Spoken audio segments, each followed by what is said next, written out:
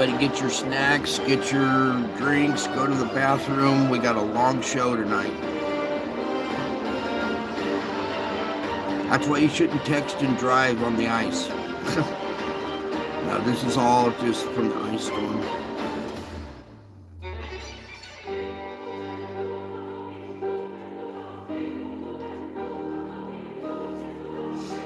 Welcome, you guys. Ready for a good show? Gonna be a long skating in the driveway. There's Hopkinson, Cindy. There you are. Hop in, Sin.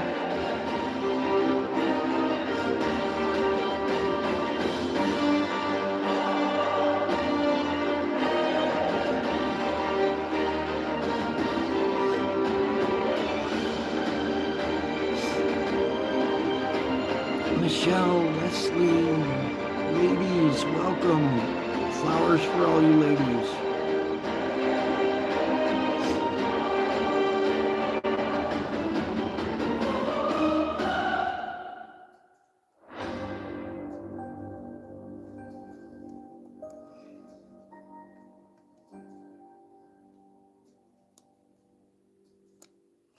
All right, folks. Howdy, folks. Welcome back. I told you I would be back. All right, so let's get the show on the road, shall we? Got a lot to cover, so we're just going to march right through this so we can get to the spiritual report and explain the drones, all right? But we got to get this stuff out of the way first. So first off, let's get this started. Here we are, December 15th, 2024. Okay, and while this loop is playing and loading up here, I'm going to take a moment to thank you guys for taking a moment of your precious time, even in replay. Okay, that doesn't matter whether it's live or in replay, for thanking you for taking a moment of time to be a part of this precious family. This is more than just a YouTube live stream, okay? Everybody else does a live stream. This is more of a family thing. And when you make it to the spiritual report at the end, you will indeed see what I mean and how precious this family is and how precious you are to me. Okay, let's get this show on the road. Last night we left off with this big event right here. Okay, we got a little peek at that, and then look, we had a second big object over here as well. Remember, I was telling you they seem to come in threes, so there's two that we can see of right there. So while that's playing, let me get a soda going here, and hang on, here we go. Take a deep breath. This fair warning too about tonight's show. This information is going to be shocking. Okay, so hold on tight. Okay, let's dive on in, shall we? Note our spire regions over here. Activity coming out of the spire regions. They always act like compass needles. Okay, even right off of the edge of it, right there. Now, what I want to do is capture this opening frame. First, I got to get rid of that. Okay. Captured this opening frame, and we'll march through this frame by frame. How's everybody doing out there tonight? You are doing better than you would be if you hadn't practiced your disciplines. I know that for sure. Okay, opening frame. This is where we kind of left off last night. A couple frames of this. Note your spire region activity coming out of there. You see this little satellite moon shooting out right here or brushing by it. They don't shoot out of the sun, okay? They brush up against the magnetic field, and much like two magnets, they will draw each other to to each other, but they can also repel each other. And once it gets to a certain boundary, I believe the corona, that's when it bounces off this, the corona grabs some of that magnetic plasma, and the magnetic field latches on to plasma and tears it away when these things interact. Okay, so what I want to do is just start marching through this. We gotta, I can't go too fast because we got a lot of data. So, all right, this event, you can see over here on the red as well, your little black object, little moon here, pulling plasma out, streaking out in here, all kinds of activity. Okay, here comes your bigger object. Now, what I want you got to remember, space is dimensional. All right. So this isn't just a semicircle coming off of another circle. This is a big spheroid down here that's interacting. It's going below the sun right here. Let me capture the right frame here.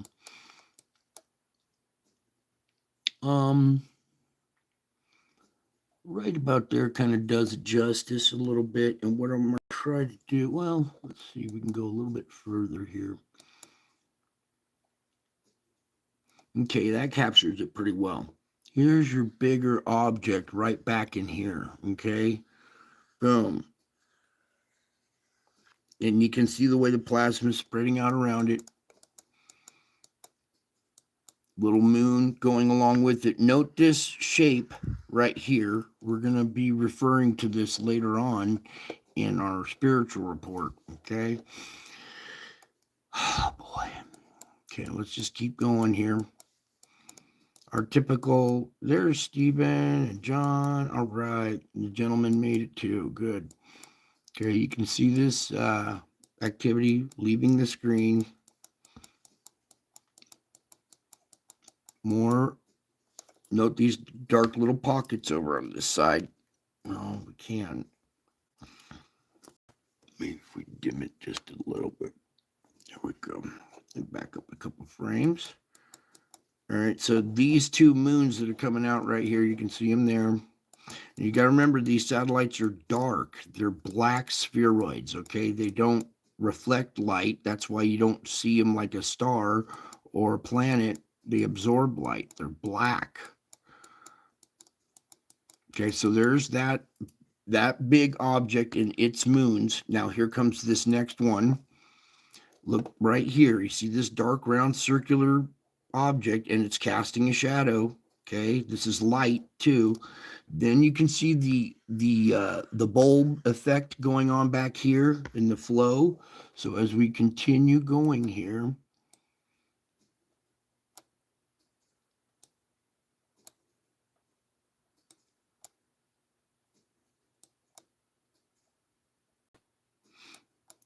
some of this gets obscured because of the other little satellite moons drawing plasma away too.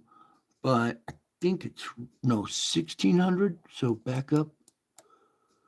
It's, yeah, right in this frame. It's very hard to see in this frame, but we're going to go to another instrument that shows it a little bit better.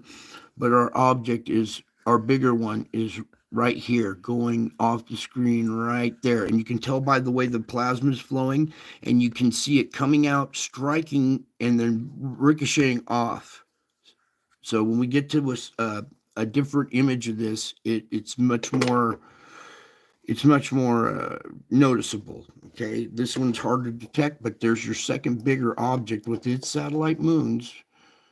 Okay, and those of you who have the eyes that see, you can see the flow patterns. We're looking at, it's almost like fluid dynamics. Okay, and note how this thing was bent and now is straightening out as this event peels away and tearing away plasma, trailing along with it. And then here's some of the other satellite moons that are trailing behind it, that are in, further orbit out on the backside of it. So let me go ahead and start this loop. I'm going to slow it down. I'm going to try to do this just a tad bit. Right there should capture it. Okay, and let our eyes are designed to detect motion. Okay, so these objects are a little bit better painted when they're in motion. Okay, so what I'm going to try to do, so that's this. Let me speed it up a little bit more than normal now. And this will kind of paint the objects a little bit better. So hopefully seeing that right there. Let me just slide this whole bottom part. There we go. So there's your loop plan for today. These are two bigger objects and their little moons trailing along with them, all right? Now, let's come on over here to the solar ham, brighten the screen back up there. Set up, okay. Here in this little image right here, here's the same frame where we're 1600 at. It was this one right here. Oh, they changed it? No, that's it right there. In this frame right here, you can see, let me see if we can get this just a tad bit bigger. You can see our bulb effect a little bit better, so you can make out our bigger object.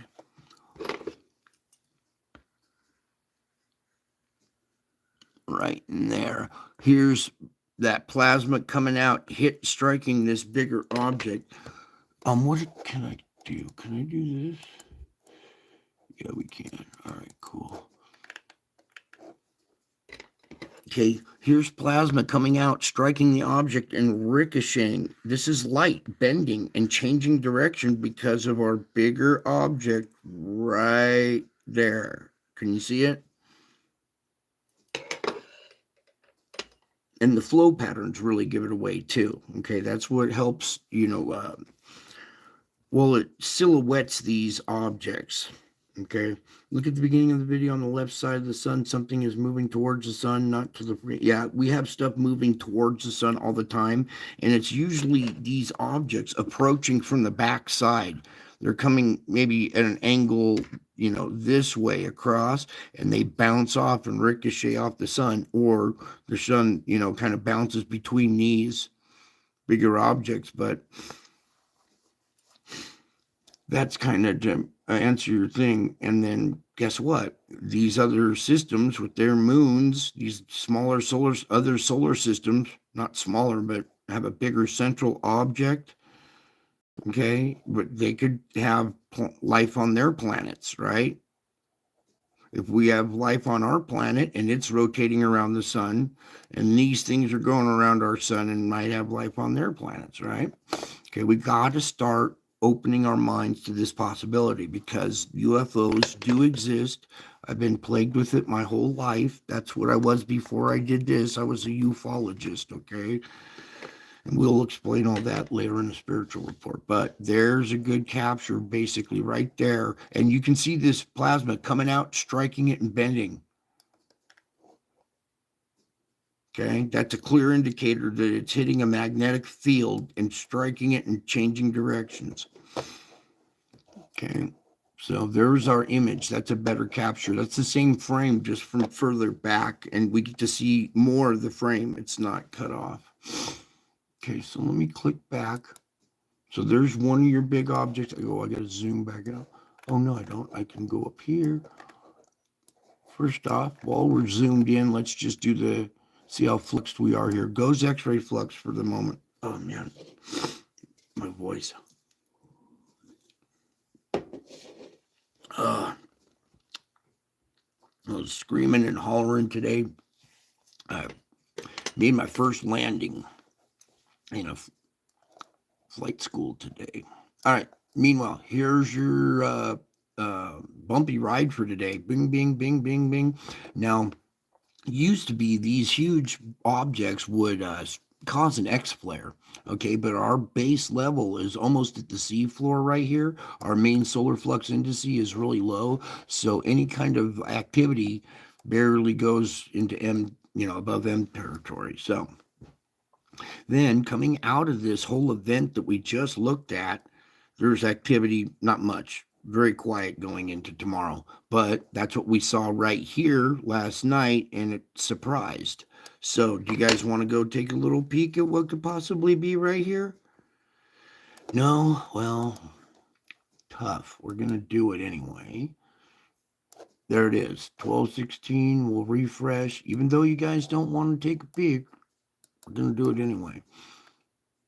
Okay, cool. Not much. You can see just trailing moons and stuff. That's good. But what I'm watching is this spire region that's still there, and this one up here. Okay, they're still strong, and dark regions too, because these things absorb light. So sometimes they will come out of a dark patch as well. Okay, so we've seen two. Possibly the medium one was, the third, but I think we're still due for another big one, and it could possibly be coming out of this region or up here at this sunspot. All right, and you can see there's other ones on the backside that are still pointing at stuff back here in the background, or that's out of frame. Okay, so let's get back to this. So there's your GOES X-ray flux. Let me zoom back out now and kind of jump around here. All right, main solar flux indice 172, only up 1 point. Sunspot numbers 97. That's a lot. That's a lot more than last night. And we're up 11. Okay, so we gained a bunch more sunspots. That means there's something else approaching if we're gaining spots, I think. It seems to be what's happening. These things cause these, the roiling of the magnetic field, which is the corona of the sun, causing sunspots and these filaments too. You notice when that thing passed by, that filament lifted off and left with it. Okay, the magnetic field took that plasma away with it. Okay, 3-day geomagnetic forecast, all clear. We'll see how that goes, depending on what's coming our way. Right now, let me just open this up. You can see a faint little hint of yellow here in our auroras.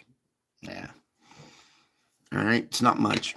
Not much. And since the yellow doesn't show up as a yellow line anymore, we'll probably get maybe KP3 or 4. Nothing too bad. But it isn't way down here at 2, so we have had a slight little uptick, not much. See, it says unsettled, so it is unsettled right now. It's not calm. It's a little bumpy right now, okay? We only have the one beta gamma. It's 3924, and that was this one right here. 3924, 324 with a 9 stuck right in the middle. That's 3 3s, by the way. Okay, so let's move on just really quick. A significant space weather event, perhaps a strong solar flare, took place behind the southeast limb earlier on Sunday. Below is a look at the asymmetric halo, coronal mass ejection, leaving the sun following the event. Okay, because this is a far side, the plasma itself will be directed away from Earth. Now, higher solar activity just around the corner, maybe. Stay to find out. Okay, I think we might still see our third object unless we missed it first pass or whatever, but I did miss a day there, so. We're done with this. I want to do some track lacking since we're lacking some tracking. Now, again, I want to touch base with this. I know you guys are sick of hearing this over and over again, but this is for newcomers and every time they watch a replay. Even though our CME is moving away from Earth, yellow being the Earth, okay, we all know that. So it's moving away, but said object going this direction, say if this black circle was your magnetic barrier, right, around the sun's magnetic field, just pretend is this black circle. Our other object and its magnetic field strike right here, causing the spark off the sun, an electric spark. Got to remember, this is electric too. Okay, so causing an electric spark to jump, causing the CME to go over, drape around the object, but the object itself could still be on this trajectory. It's not going away this way with the CME. It's going like this maybe, or possibly this way. It could be going at a different angle, like through the page a little bit, but I believe it's hitting a magnetic barrier and causing the spark to jump. That's your CME. That's what induces that plasma to jump over and latch onto it, okay? Good thing that this is heading away. All right, we are at a point right now, I think we're absorbing energy just from space, from other activity, from these objects themselves. So even though we're not seeing a lot of high KP readings and geomagnetic storming, we are still pushing a lot of energy into this planet. And this planet is like a capacitor, which is another term for a battery. It has a positive and a negative pole, and like a rechargeable battery. So every time we get hit with energy from the sun, it goes down to the core, heats up the core, and then we have issues. All right, let's back on out. Okay, we're out of there too, and we're done with this site. Now, what I want to do here is we got to tiptoe, opening one side at a time because I got something else open that I have to keep up. So here we go. Your near miss CMEs are coming. Now, I hate the term near miss. It's like a double negative. You nearly missed it, that means you hit it. But we consider it a near miss. So, near miss CMEs are coming. They could hit. Never mind.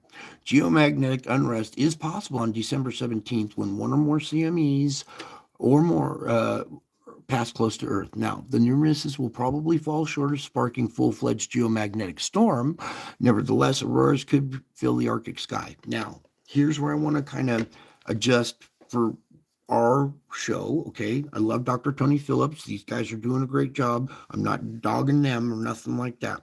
But what I want to say is on the 17th, we get this near miss. Okay, this is that prime opportunity where the bigger object, and it's huge.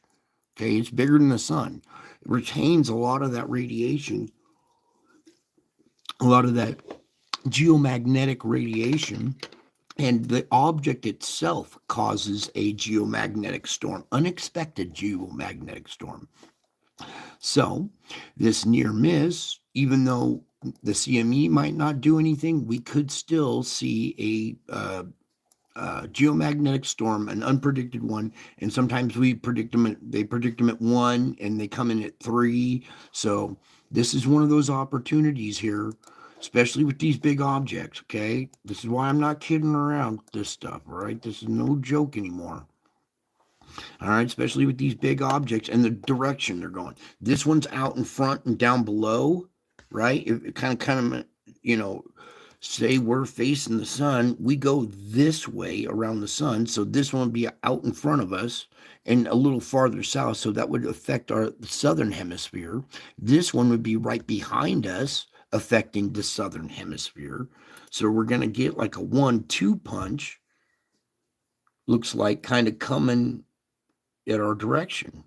All right. Even though the CMEs aren't, those planetoid things can. Okay. They're basically miniature solar system.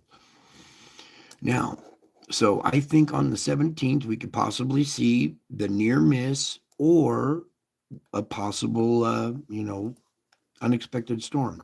Again, polar stratospheric clouds. The Arctic night is filled with glowing color. Okay, we're having stratospheric events because, well, there's a lot of particulates in the air, and this is also meteor dust as well. So you're getting objects, meteors that are vaporizing in the atmosphere or crumbling apart, and a lot of the particulates get trapped up high, and we get these polar stratospheric clouds, especially during the winter time. You can read about these PSCs, here at this article. We're moving on, though. I got to get moving. We got hours to do in the spiritual report, so I got to just kind of bang some of this stuff out really quick. What does all this mean, Misty? Misty, all this means that you are in a very special place right now, okay? Just hang on and kind of grasp these concepts, okay? All I'm trying to do is spell out how this works so you can grasp these concepts, and then you will see for yourself, and then you will understand what all this means, okay? It means the sun's always launching shit at us. That's funny, Stephen. I love you, man. I'm going to give you a big old hug, big old handshake. Yeah, and hold on for the ride, too. Okay, so here we go. Here's your day today. Very bumpy. We had some grinding going on. We had a big event, a release of pressure. You can see it was grinding. And then this stripe right down the middle. That's where the shell and the core stopped grinding. Okay, this is low frequency. We're talking 0 through 12. Well, down to here is about 20 hertz, okay? So these aren't really high pitched. These are ultra low frequencies, okay? So you can't hear them. These are more frequencies that you feel, okay? Now, we have this energy, strikes the Earth, the magnetic field catches it, it directs it to the poles. That's where we see our auroras. The poles then transfer that heat energy down to the core being made out of metal, Metal expands when heated. So a round spheroid heating and expanding outward in all directions starts to hit the walls of the outer core, or what I call the shell. Okay, the core is spinning inside the shell. When it expands, it grinds on that shell like metal on metal breaks, like a bad set of brakes or something, you know. That's when we get the grinding. That low frequency comes up through the mantle, up through the magma, hits the crust. The crust is a little thicker. Okay, so the waves, the frequency waves slow down. So that's where you're getting your lower frequencies, is from here on up is 20, 19, 18 up to 0. Okay, so this chart starts at 0 going down. So your low frequencies, this is like the crust. This is where we're seeing our frequencies penetrate the crust. Okay, this grinding, this frequency emits from the planet surface out into space, but it hits the ionosphere, the magnetosphere of the planet, and bounces back down as an echo. This is the echoes of the shell and the core grinding together. And as you can see, we had not good continuity, but it wasn't so bad. It was a little blurpy. There's some weakness right there where our magnetic field got weak. But then we kind of spit and sputter, gets weak really quick by that little line. And then bam, we're grinding. Pressure's built up. And then we had a volcano or something, earthquake, good release right there, but it wasn't enough. It went right back to grinding again. And then another good release. And since then, whatever this last one was enough to relieve it for a while. Okay. So now we're going back into some decent continuity. Well, at least we're not grinding. There's no continuity in any of this. Okay. But it's that script, that scraping and ticking, like almost like there's a little burr on your brake pad or on your brakes, and every rotation it goes tick tick tick tick tick tick tick. So there's still a little bit of grinding, that barrier between the core and the shell. I should pop up a diagram so it'll be better. We'll do a special on that one night, but for now, pressure is built up, and this causes mood swings as well. Okay, this can get on your nerves. It can be grinding on your nerves, on your body, on your moods, other people's moods as well. Okay, people will come at you sideways for no reason. You're like, whoa, where'd that come from? Well, this affects them and they don't know. So we have all this stuff going on. Not only is the earth affecting us, the heavens are affecting us, the media is affecting us as well. That's why the spiritual report at the end is so vital. All right. Indication pressure is built up, and we had 2 good pressure releases, whatever they were. Okay, we're going to get into that here in just a second. So pop open here, get rid of this. Something else is spinning in the background. What is it? Doesn't matter. Let's move on. Earthquake report. Right? No, Null School. The School of Null. All right, really quick. You see your convergence, tropical convergence zone right here, where the wind from the southern hemisphere and northern hemisphere meet. It should be down here at the equator. It's been shifted up north, not because the planet has shifted, but because we have thermal patches on the ocean floor that have pushed this activity north. Meanwhile, here we go with our storms. Let's just pop open a couple of vortexes. This one right here growing, this big storm. There's still the vortex here, but the rest of the storm got torn away and pulled into this. So there's your face right there. It's still there, but a little different configuration. Okay, got a bruise on the cheek right there. Vortex up here at the top of the planet. We're going to pass on the polar vortex. I want to just keep marching forward. Particulates. Thank you. Ow. Okay, now here we go. Sandstorm. You can see very, very dense right here. This white pocket is very dense now. So we got a very dense plume that's popped up off the ground. It's being blown out across the Atlantic. You see the storm activity is reaching, pulling it way up here by Spain and Britain and everything. Excuse me. Okay, intensity picking up at this sandstorm here in Saudi Arabia around the Caspian Sea and everything. Meanwhile, over here, it's still there.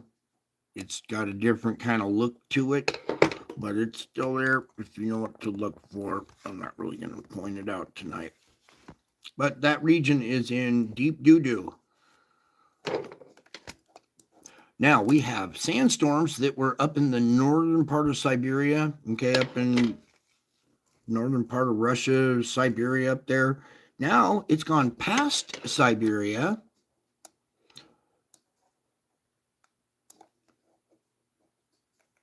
Where? Where is there a sandstorm, or where is there sand going? I'm not going to tell you. I'll just let you be the one that says it, okay? All right. That sand originated from down here. We are seeing sandstorms, not storms, but sand plume reaching the North Pole, okay?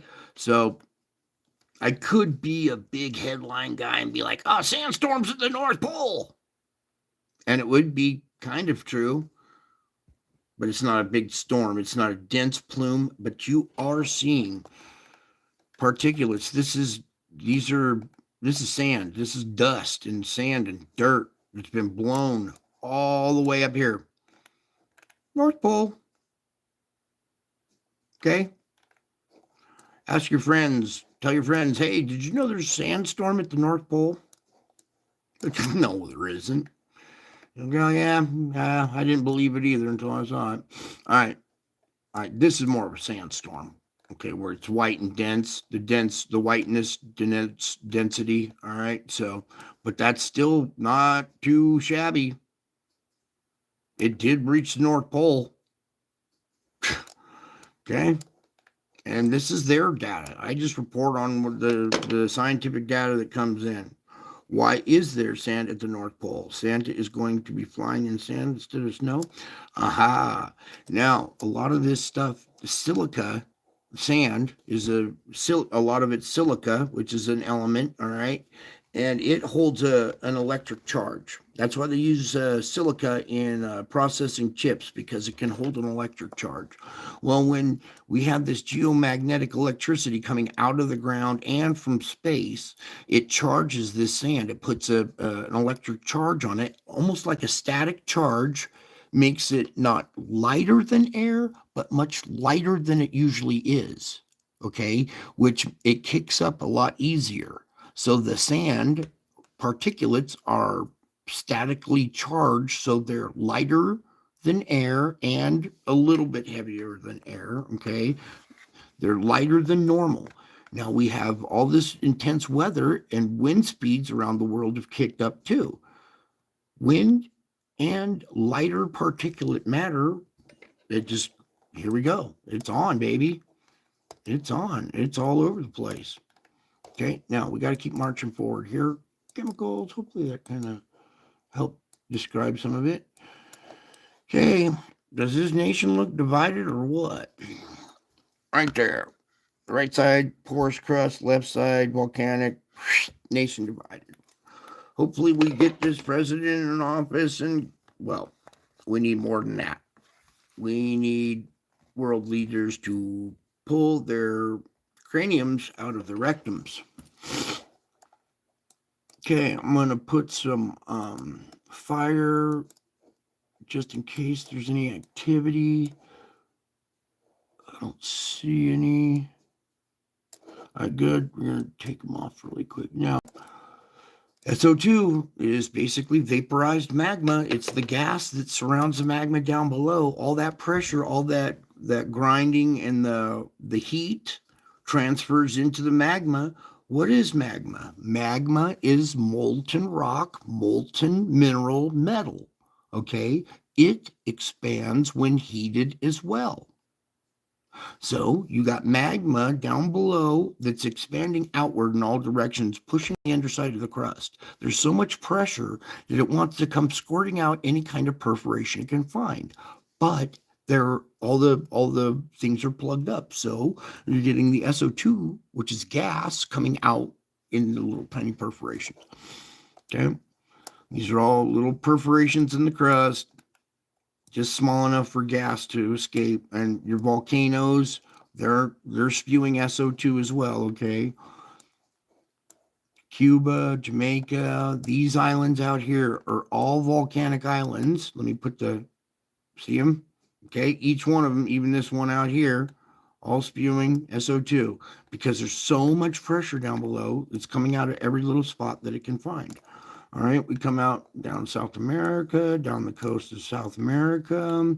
This is the fulcrum point right here on the plate boundary, which is a weak spot in the crust, okay? It's a path of least resistance for this pressure. So we get a hot spot or a intense spot right here at the fulcrum point. And it's a good gauge. These other ones around it, these 5 right here, kind of flare up and taper off and flare up during different waves of pressure. So right now kind of diminished a little bit. This one's still nice and strong, but the other one's not so much. They're there, but not as intense. Meanwhile, coming down this area, you see a lot of intense gas emissions. No, not too big of a plume going out, but that's all dependent on the wind direction at the time.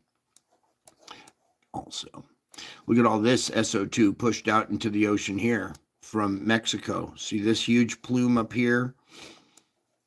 Also, the Pacific Rim, being much like a bicycle rim, has a hub.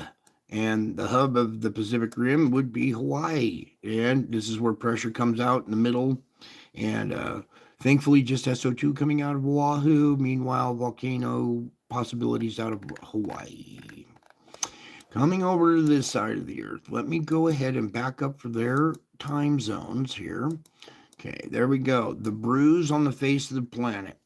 Okay, the Chinese. Their crust is very porous as well. It's very spongy, has a lot of channel ways through it, so a lot of gas is able to escape through this region, right? Here's out here in the Gobi Desert in the mountainous region, so packed down. It used to be an ocean, a sea floor, so it's packed down so dense that gas can't escape. So there's bald spots where the dirt is so compacted that it can't escape. There's no avenues, just because of the density of it.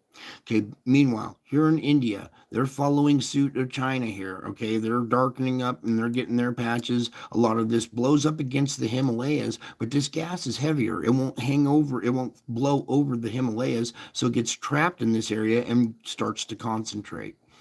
Okay, last night we saw that mean old wolf looking at them. Boy, that was scary. Or bear, whatever. It was like multiple entities in one. All right, there's your Europe, okay, Saudi Arabia, the Middle East, having issues as well. There's a lot of pressure coming up through this region, and SO2 comes out of the ground hot, but it's also methane coming out of this region. Now, methane's a flammable gas. When it comes out of the ground at thousands of degrees, it's already at temperature to ignite. All it needs is oxygen. So not only are they seeing SO2 emissions all through this area that are concentrating, getting more and more spread out. See how it's starting to fill in all the gaps and stuff here? Not only are they having SO2, but they're having methane emissions that are basically pits opening up in the sand and spewing flames, methane flames. Okay, we got a serious issue going on. That's a lot. It's all over the world. Used to be 4 little spots at one time and everybody freaked out. Now we have it all over the world. Here's a lot of SO2 coming out of Iceland. We got 2 volcanoes going off now on Iceland. All right, that pressure was so much that we popped a second volcano on Iceland. That probably was one of the relievers of pressure there that we saw in the Schumann. Okay, now let's back out of this. Let's get into our ocean currents. This is your sea surface temperature anomalies, okay, for yesterday. Not right now. This is yesterday's. This map takes a while to compile all this data. So these readings were from yesterday. Now we're coming right over here to everybody's interest right now is this Wanda Fuca area. Let me get some coloration going on. Might have to sacrifice wavy lines for coloration, but there we go. Now, this point coming off of California is the base where the Wanda Fuca plate base is, and then it comes up like that. All right, we saw cold water inundation because earthquake activity had relieved pressure. Well, pressure's building again, and the cold water's getting squeezed out, and we're seeing earthquake activity in this region. Also, where's the drone info at? I will do that at the end. If you can just bear with me, we're getting there, sweetie.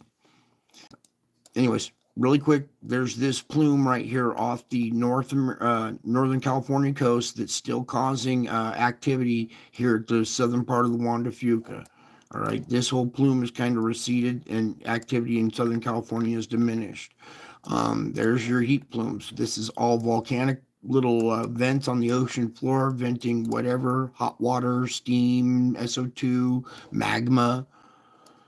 All right, and causing hot water plumes. Now these hot water plumes, warm air or hot air forms over them, the cooler water, cold air, or cooler air over cold water. Hot air rises, cold air rushes in to replace it, and we get these rotations around these heat cold mixture plumes. Okay? And that's what's been directing our weather lately. And any kind of new opening will change up these vortexes and stuff. And now we're starting to see this new pattern form out here. And it's this the central part of the storm isn't really making landfall and moving in. It's actually creating this atmospheric river. Okay. So now we got this fire hose atmospheric river with a standing vortex right here. Well, Misty, we could wait until the drone thing's going to take a couple hours to explain too. So just hang in there. You can always watch replay, Misty. I'm going as quick as I can. All right, but this is important as well because this standing vortex is kind of leading a lot of atmospheric moisture up to this region, and that's why we're seeing severe weather along the coastline right there. Meanwhile, we have openings down here, sending warm, moist air right up through the country, cold air colliding right there. This zone is going to be, weather for a while. Yeah, during the spiritual section, because I can't just like bust that out right now. It's going to take a little explaining too. So, all right. So there's your heat plumes. We're gonna go ahead and just rotate. Look at that side really quick. Right now, let's take off the winds. March into our earthquake report. We'll leave that there as part of our earthquake report. I can get rid of that. No, let's just leave that. Okay, earthquake report. Thanks for bearing with me. I got a page open that takes a lot of data, and I can't really close it out or it's for our spiritual report. So we're almost there. Meanwhile, as you can see right here at the Wanda Fuca, we're still having current activity. All right, slow down, Brian. All right, there's some red ones here.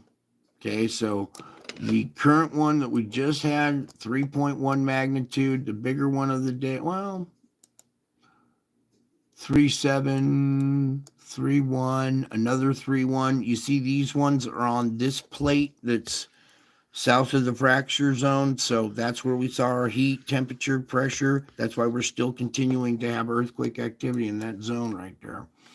Until it relieves all that heat and pressure in that area, it's probably going to continue for a while. Now let's drop into our regular report here. Okay, deep quake region, 5.9. That's an uptick in magnitude, but that's down at 213, so it's not really a deep quake. So mid-level quake, 5.9. Now we're looking at a fracture, or just off the plate boundary here, 4.7 on the southern part of New Zealand. Remember, I was showing you this L-shaped structure right here, had a bunch of heat growing underneath it. That's pressure pushing up in that region right there.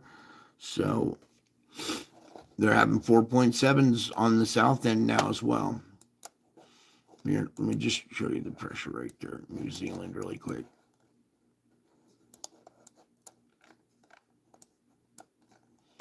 Okay, here's that L-shaped structure right here. Boom, coming out. Boom, coming out, and right there. Okay, so there's your activity right there. We have SO2 emissions, all kinds of volcano activity through this area that's keeping quakes activity and magnitudes down. So no quakes in there again today. Coming up to this island, we have a 4.5 at 51, 4.9 at the surface. That's a 5 scrub and energy, 4.5 125 volcanic feature, 4.424 volcanic feature. We come over here to Sumatra. We had volcanoes going off. Krakatoa went off today. So a lot of pressure in this region being relieved. It's so much pressure there that even Krakatoa going off is not enough, and we're having 5.1 right there. So a lot of pressure being relieved. I think that Krakatoa volcano and the activity, where was it, the other spot that was relieving energy today? Mid-range 4 at 60. These are all mid-range 4s here. Okay, on the Kamchatka, a lot of activity going on up there. So much so that it's not enough relief. We're seeing 5.1 up here, right off the coast where we've seen the activity before right here. So our volcanoes are going off, SO2 emissions, and decent sized quake here, 5.1. That's a good sized quake. And it's not at the surface, it's right offshore here, this volcanic feature. So that's an indication that pressure down below pushing up and trying to make its way to the surface right there. Anywhere else in the world? Fulcrum Point, 4.3. Here at Africa, 4.9 in Algeria. Plate boundary, 5.1. Okay. All magnitudes America.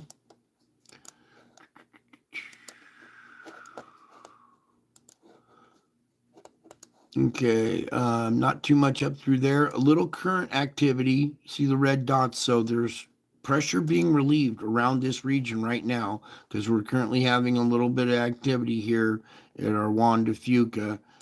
Latest was a 3.1 and a 2.9 there. Okay, not a bunch of activity, but now a new little uptick right here. Okay, we're starting to see activity as the show starts. This place still going off, but mid-range 2s, maybe 3 every once in a while. All right, so these two places kind of take turns. This one will get active, and when that gets plugged up, then this one might pop. So pretty quiet down through there. Man-made perforations in the crust, 2.7 here in Texas. I want to take a peek what happened here. 2.8 outside of Utah. Oh, definitely on this feature right there. Okay.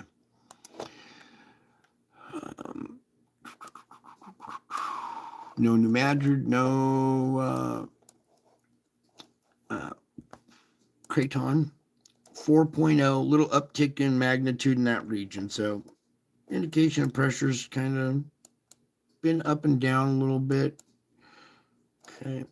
All right, let's get out of here and get the volcano report done and the tidbits, and we'll be talking about drones and what. All right, here we go. Give me this thing. Up here at the top, 38 erupting, currently erupting. There are 38 volcanoes that are currently erupting right now, 34 in warning. That's 72. 7 years ago, when all this stuff started happening to me, there was only one volcano. And if I had told you back then, 7 years from now, we would have 72, you would have said, Brian, you're crazy. Well, here we are, and I am still crazy about you.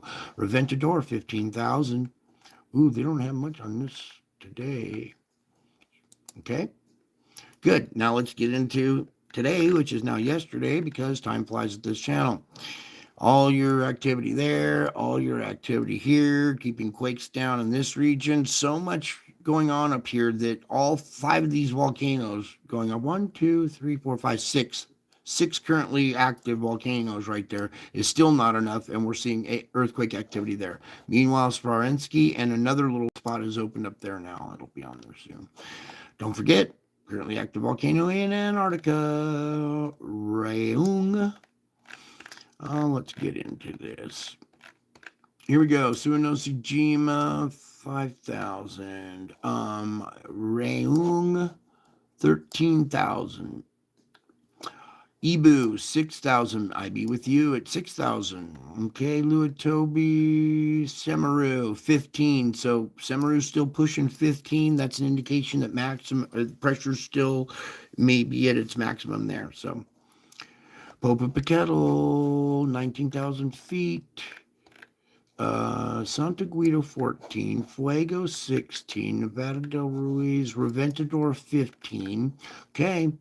Craziness, craziness, craziness. Boom, boom, boom, boom, boom, boom. Don't get desensitized by this list. This is sheer madness. Okay. No wonder why the news doesn't report on it. Most people couldn't handle it. You can't handle the truth.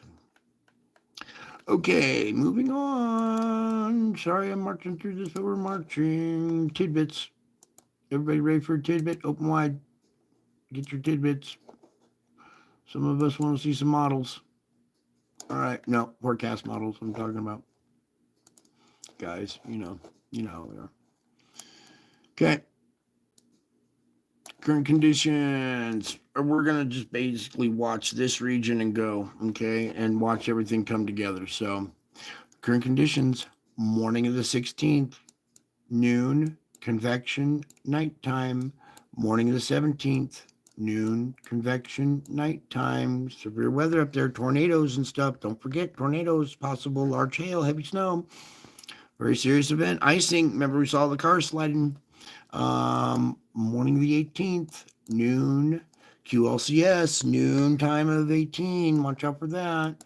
Convection, nighttime, morning of the 19th, noon, convection, nighttime, morning of the 20th, noon, convection, nighttime, morning of the 21st, noon, convection, nighttime. See how this keeps spitting stuff over and over, but nothing keeps moving across? It's just lashing the coast over and over again with that atmospheric river, that rotation out there.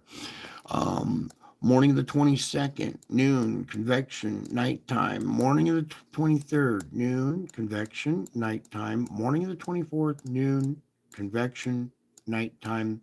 25, Merry Christmas. Noon of Christmas. Noon of Christmas, watch out.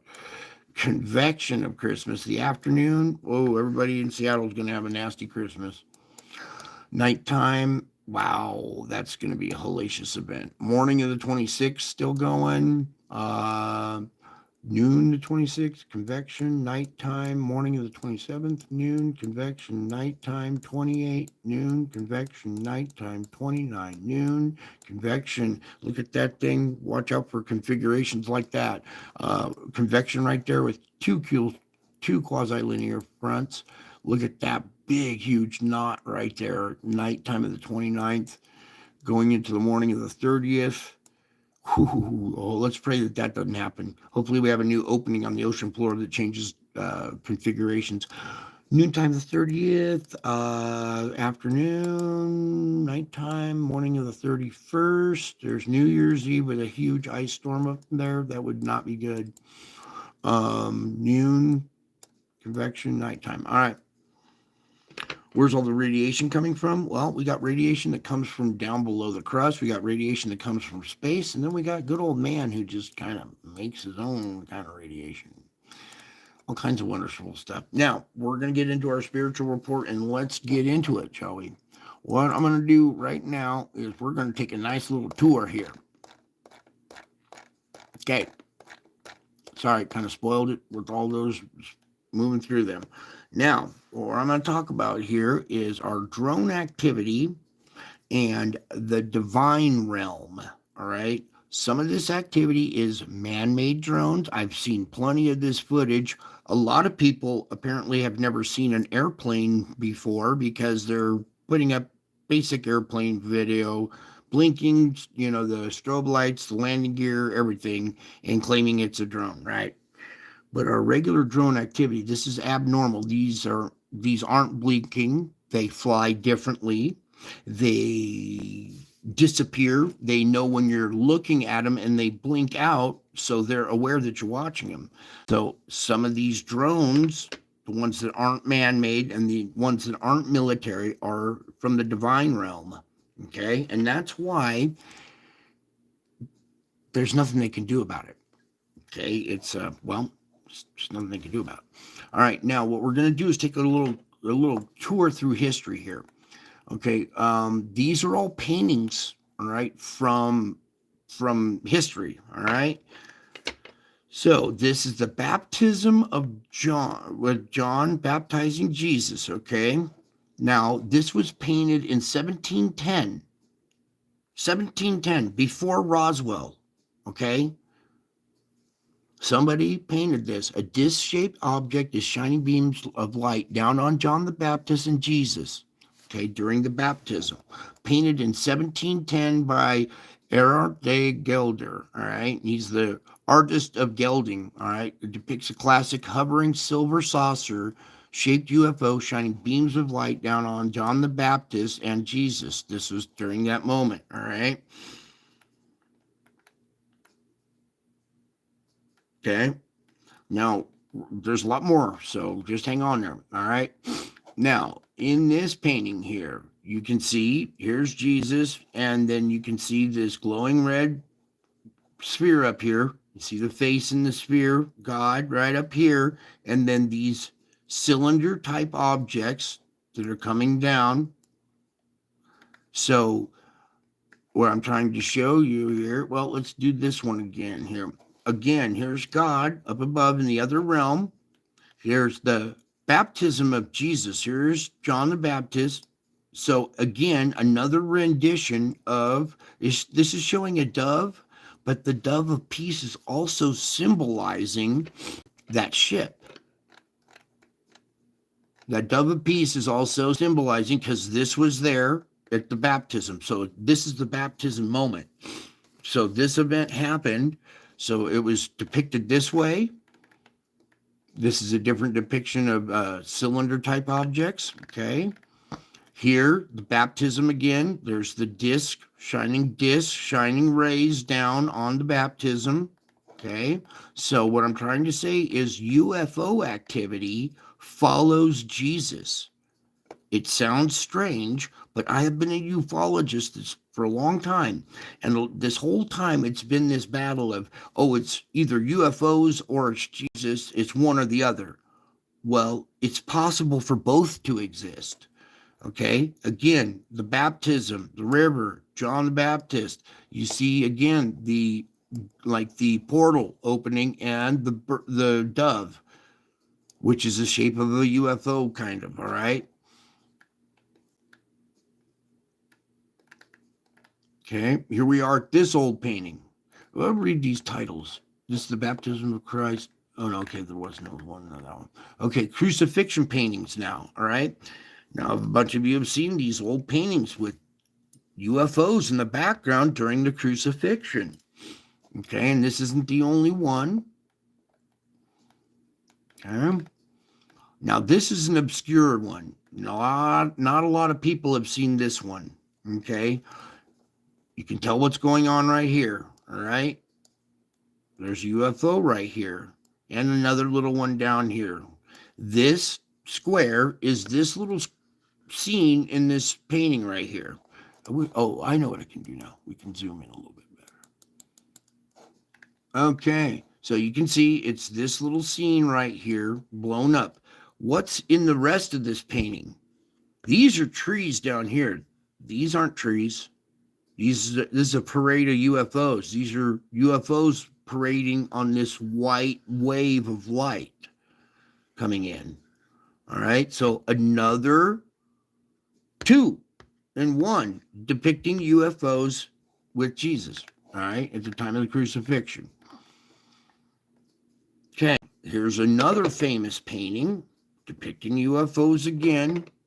Let me pull back. We're too zoomed in on that one. This is the famous one that's really kind of depicts them.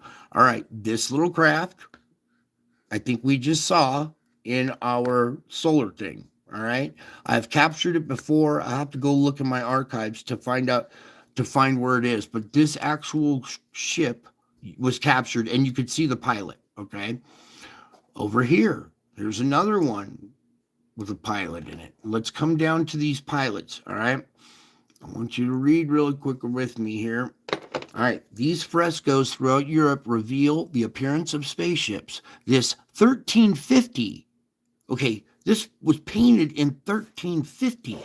We're in 2024. This is a long time ago. Depicting UFOs at the crucifixion. This one I have seen. I'll try to find it in my archives. And it looked like it was right. Where'd it go? Was it this one?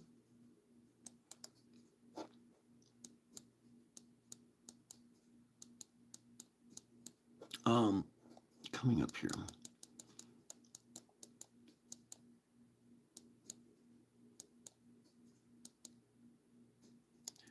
Nah, not catching it. But right here kind of depicts that same shape. I'll have to find one image. It's in one of my videos a couple years ago. But anyways, we captured this ship by the sun. All right. Now in this thing it says, now in this 1350 painting, it seems to depict a small human-looking man looking over his shoulder at another flying vehicle. His vehicle is decorated with two twinkling stars. Two stars.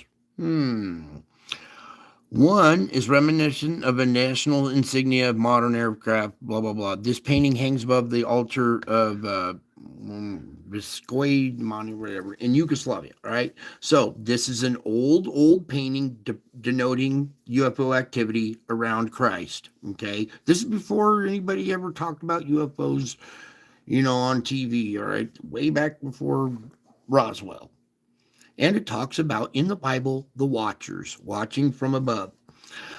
What I kind of see going on here, now follow me closely, this guy is looking back at this guy, all right? So he's out in front.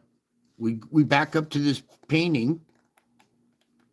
He's way over here. He's out in front, and this one's going that direction behind him. So he is looking back at this one. Two stars like this, God and Jesus. This denotes a divine craft.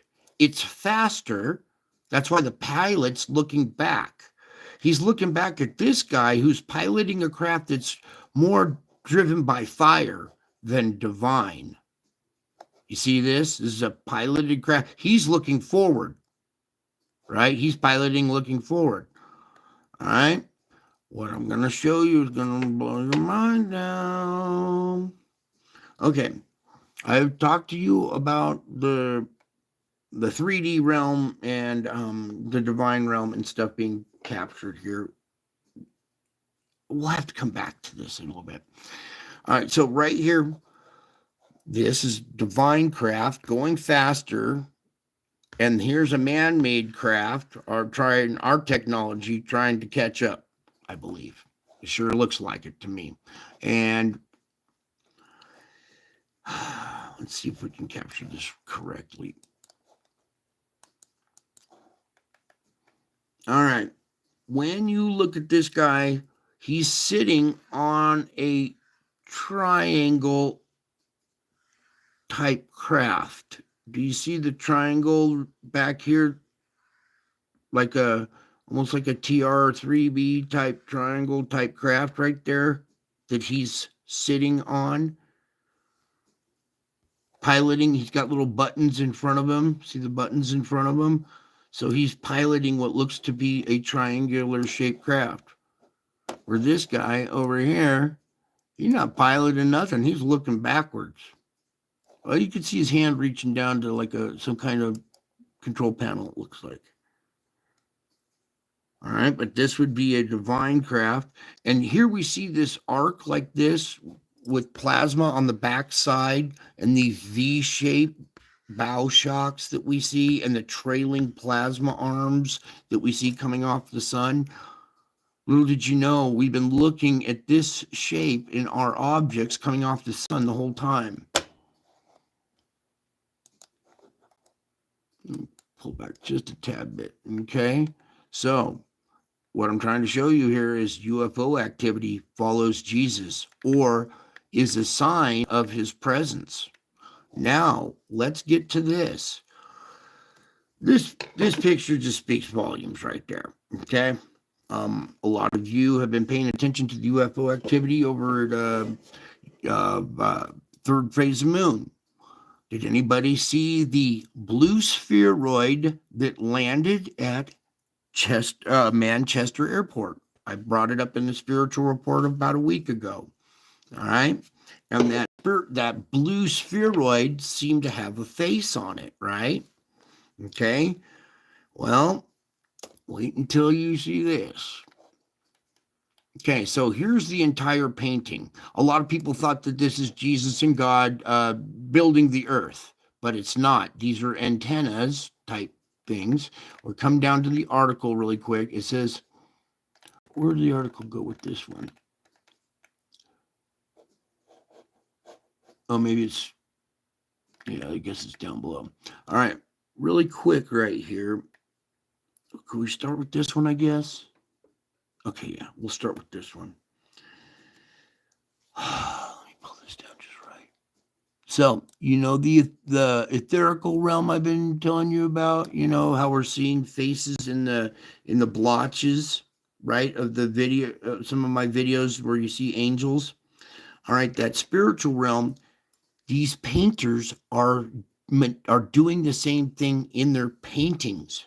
Okay, now you just see this dove hovering here, and you see them touching this spheroid device that has what looks like a camera lens, like a little eye looking out of it. So these little spy units, the watcher units, okay. But you see the sky in the background there? It's just kind of blotchy red, right? Note there's an eye here and an eye here. This would be the nose. And look down below. There's teeth. The dragon is in the background right there. Painted into the picture. The spiritual realm was actually painted into the picture. So these artists that we're looking at all saw the spiritual realm and tried to copy it in their paintings. So this is one of the first little ones that you're going to see, all right? All of these paintings have that spiritual realm in them. And I'm going to go back through them again. But here is God, Jesus, both the same person, just one older than the other, okay? God and Jesus tuning in to the earth. These little cameras right here, okay? Now can you see the dragon a little bit better in that one? Okay. So as we look, this is above the clouds. So they're in another realm above the clouds. All right. So they're not creating the earth. These people are on earth right here. These are all the scholars studying the Bible, studying the text, discussing it, right? Here's the pathway to enlightenment they're talking about, right? So this denotes these scholars on earth discussing the scriptures, finding the pathway to enlightenment, all right? And then up above that is God and Jesus with the blue spheroid with a face on it. Now we're going to zoom into the etherical realm, or zoom into this. It's better on the upper one. That is the upper one. Okay. There's a face on this that the artist painted in there, and it's a wolf with an eye right there and an eye right there, the nose coming out. Oh boy, it's not capturing it very well. Maybe if we go down to this one, it's a little darker. Oh, take it down a little. There we go. Let me back up to this one here. All right. And there's a face in this right here. Okay. And then all throughout these paintings is the spiritual realm. You see the dragon right there. So we come down. See the dragon in the background right there. Using the etherical realm in these paintings.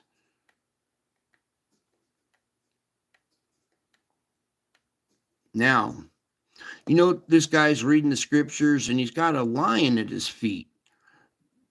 People didn't keep lions as pets. And look at this lion's face. Its nose looks more like a human nose than a lion nose. That's a half human, half lion face right there, isn't it? Much like the one I showed you on my channel here. Where to go here? Let's go bingo. Let's go to, yeah.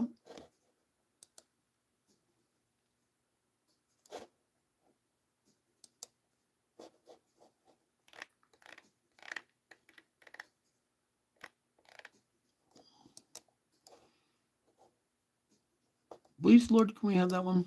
Thank you. That face, and that face, and the one in the clouds where it turns from Jesus to the lion face, that's the similar face right there. So a lot of stuff is going on in these paintings, way more than you see. Now, in the white milky painting here, they're using, it's basically a painting over a painting. So they did the painting and then they went back over it in really thin white. Now, see this line that runs across the painting right here? That's not a crease. It's not a fold. It's something. It's the divine realm in white. Remember when I showed you the like the spiritual realm and the white opaque dots or whatever? So in this painting, they're painting the spiritual realm. And when your eyes adjust to this, we zoom back out because we're too close in on it. But when your eyes adjust to the white part of this painting, instead of the guys in the background, a whole nother image pops out. Okay, and that's what these artists were trying to depict back then. Now let's move on to this one. All right, here we are, Mary. Okay, now I showed you Mary showing up in my garage. Okay, that's a real image. That was Mary in my garage. All right, now note that her head's down, she's sad. This UFO's hanging over her shoulder. And then what a lot of people think is a halo over her head. Let's see if we can get it just a tad bit better. Whoops, did I go too far? There we go. Look at what's over her head. It looks like a halo, but it's made up of a bunch of little black dots. Okay, a bunch of little black circles, a bunch of black orbs. And this one right here, hanging over her shoulder. These are painted way back when. I should have been touching base on all the dates with you guys here. 13, wait, this one painted here, right here. Okay, 14th century fresco of the Madonna and the Child depict on the top right side, UFO hovering in the distance. This guy here is even looking up at it. So somebody else is seeing UFO activity around Mary. Divine vehicles, divine entities around other divine entities. Okay. Now in this one, this is a obscure one too that not many people know about. All right, and you can see it in the background, this little UFO, and what's going on here. Let's see if we can capture this one as well. All right, here's Mary. She's she got the crooked smile. She's happy because she knows that Jesus is real, but she's sad because he died. All right, and here's some of the ladies that are with her. They're kind of like feeling for her as well. Meanwhile, in the background, she has this UFO activity that follows her everywhere she goes. And look at this little curtain of black dots in the background. Okay. Now, in this painting right here, you can see the UFO up here shooting a ray, and it's going right down through the little hole, the little keyhole, and it's shining on this lady who's praying, and she's holding a dove. That symbol of the UFO, that dove. There's a bird. She's interacting with the birds, kind of like what happened with me yesterday.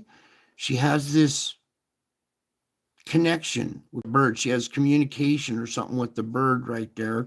And when she does, this divine light is shining down. Something more is going on there. Okay, UFOs is accompanying spiritual activity.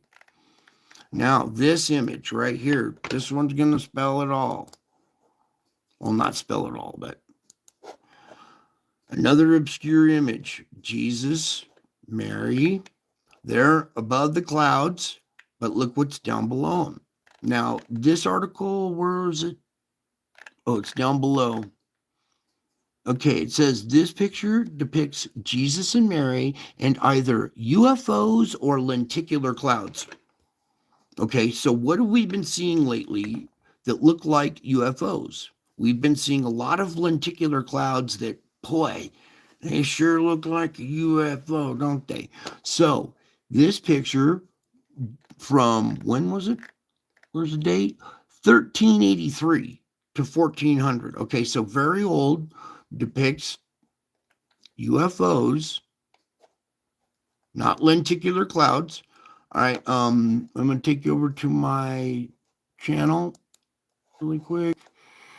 Got to open up something really quick. You guys doing okay out there? You enjoying this yet? You starting to figure out that some of these drones aren't drones. Where are we going with that? Oh yeah, we didn't even need to. We could just type in UFOs and angels.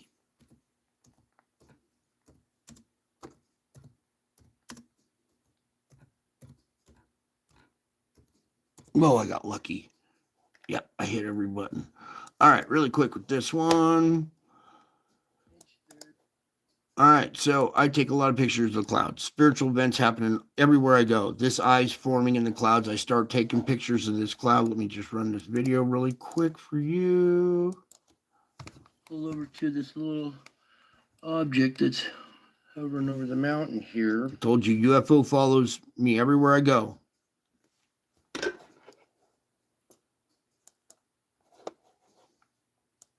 Well,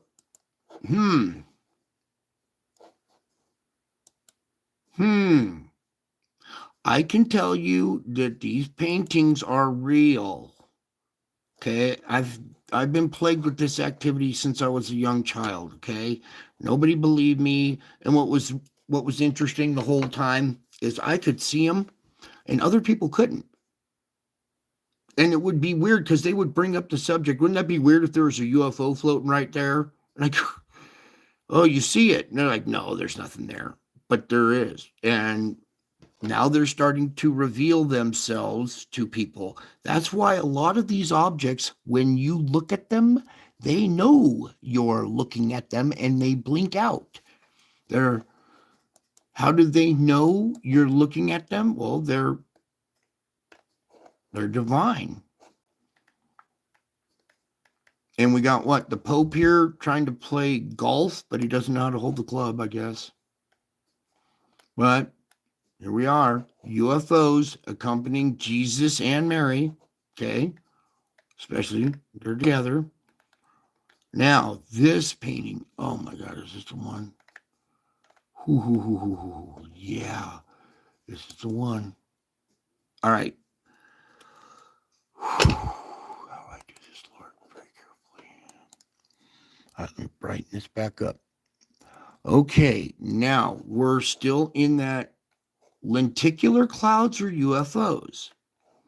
Okay, you can see the lenticular cloud right here, except it's crossing over into a different realm. Look how it's white here, but the edge of it goes into the clouds here and then circles back around.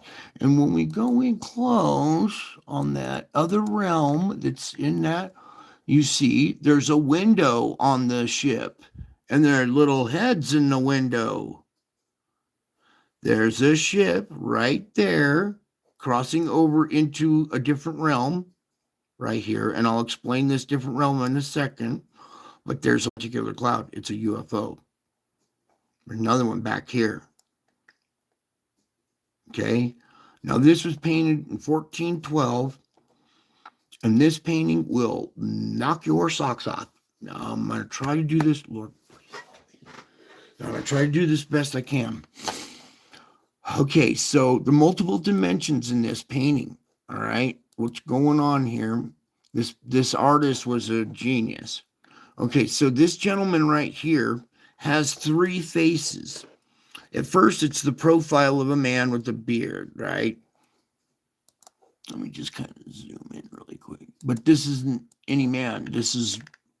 Man has three faces. So it's the profile of a man with a beard. But if you turn your head to the left, it's a dead man with two eyes and his mouth open. His head's kinked to the left, and he's dead and his mouth's open. So there's a face that way. And then there's another face. How did that one come out again? So you see the profile of the old man. Tilt your head that way. You can see the dead man with his mouth open. And what was the other one? You tilted it. There's a third face in here. But you see all this white iridescent, like this is a painting over a painting. They're trying to depict the spiritual realm. Okay. You see this arch coming down here. There's another little arch coming down here. There's a figure standing right here in a bigger realm. All right. It's the Grim Reaper with a black hood. And his face is in shadow in here, and his hood's coming over. Let's see if we can zoom out a little bit, maybe. I think we're too close in. No, that was a little bit too much.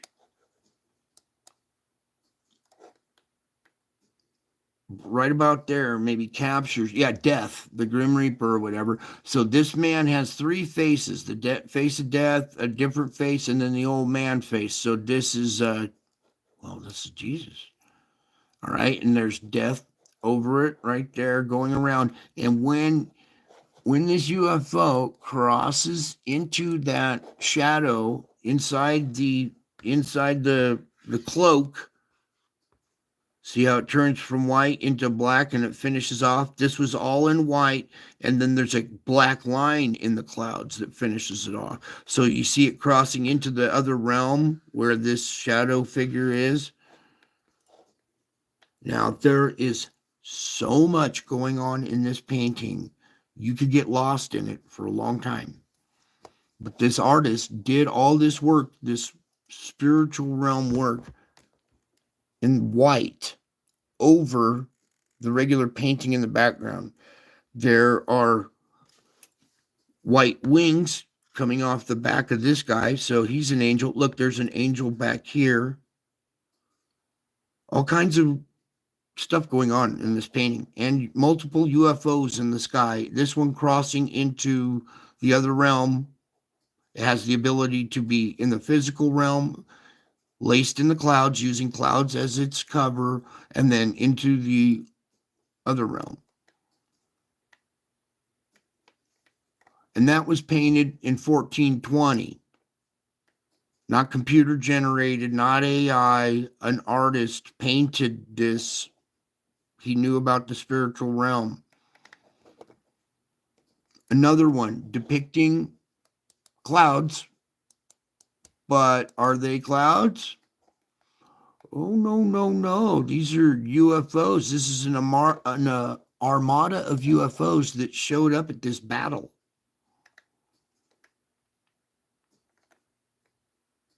And here we have clouds being UFOs being cloaked in the clouds. Yes? No? You see it? So when I've showed you some of these cloud structures, and I'm telling you, there's a UFO in there that's using its cloaking device causes condensation to form, and that forms a cloud around it.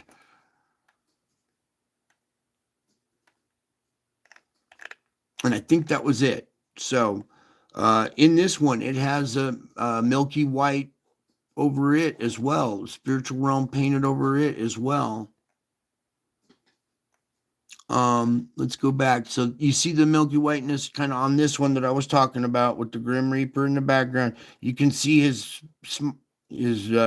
grimace right here. It looks like part of his face is sticking out, and there's the bottom part of his mouth and almost like a frog type nose. I wish we could see the rest of this painting.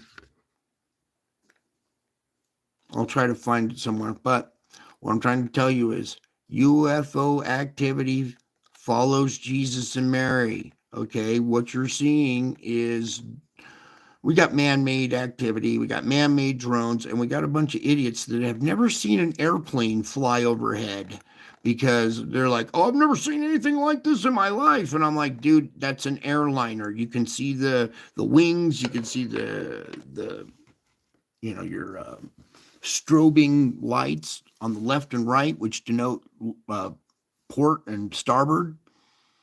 So, a lot of this is misinformation, people getting man-made aircraft, right? But some of this stuff, and the reason why they can't do anything about it, because it doesn't show up on radar.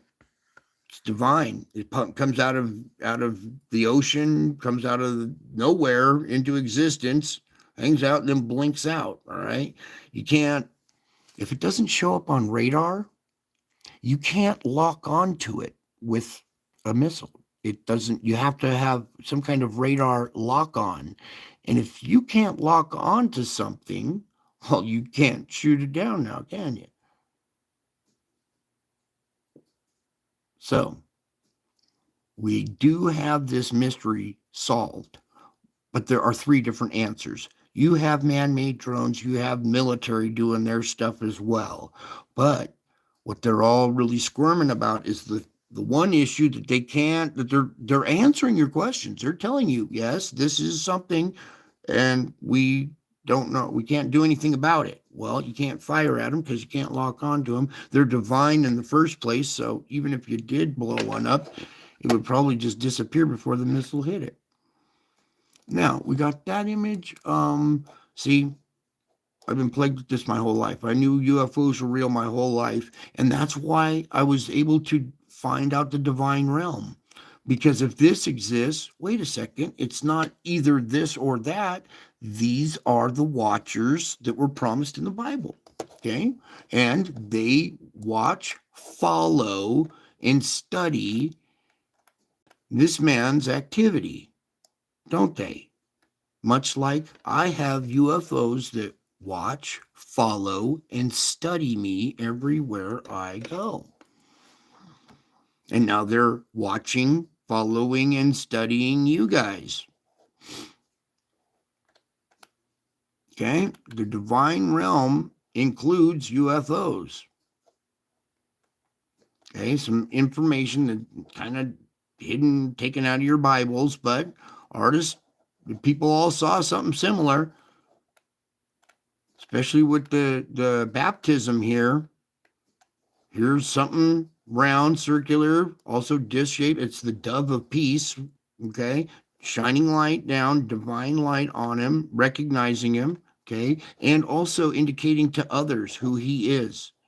When you see something like this in the sky, that's an indicator this guy's around. When you see, stuff like this in the sky, cylinder type objects, that means he's around.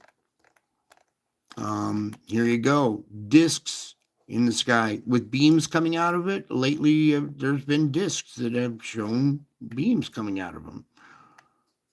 Usually when this guy's around. Okay. What the UFOs are doing are trying to get your attention to say, hey, psst, look up. Somebody's around. Okay. There's a mystery of your drones. And when you're watching some of these drone videos, I mean, it's clearly an airliner. Don't even bother taking videos or any kind of evidence that has any kind of blinking strobe in it. Don't even bother. It's worthless. It's non-productive. I've been in that industry for a long time, and as soon as you see something that has a blinking light, hey, it's deniability, plausible deniability. No, I want you to show me a black or silver disc that doesn't move or can move different directions really fast, spheroids that light up out of nowhere, come up out of the ocean, come up out of nowhere. Okay, that's the activity. That's divine activity, and there's a reason why they can't tell you, kind of, or admit to it. They are trying to do their best at telling you, oh, well, we know it's not our enemies, right? We know it's not Iran and China, and we know it's not ours. They're trying to tell you, we know what it is, but we can't tell you. All right, it's a secret. Because if you found out that they were UFOs that were indicating the presence of somebody else, it's like a stepping stone. Once you wrap your head around the fact that these are real, that's when you can go ahead and start accepting the fact that this is real as well. Because this is drawing your attention to the heavens. I showed you UFO activity pointing to faces in the clouds.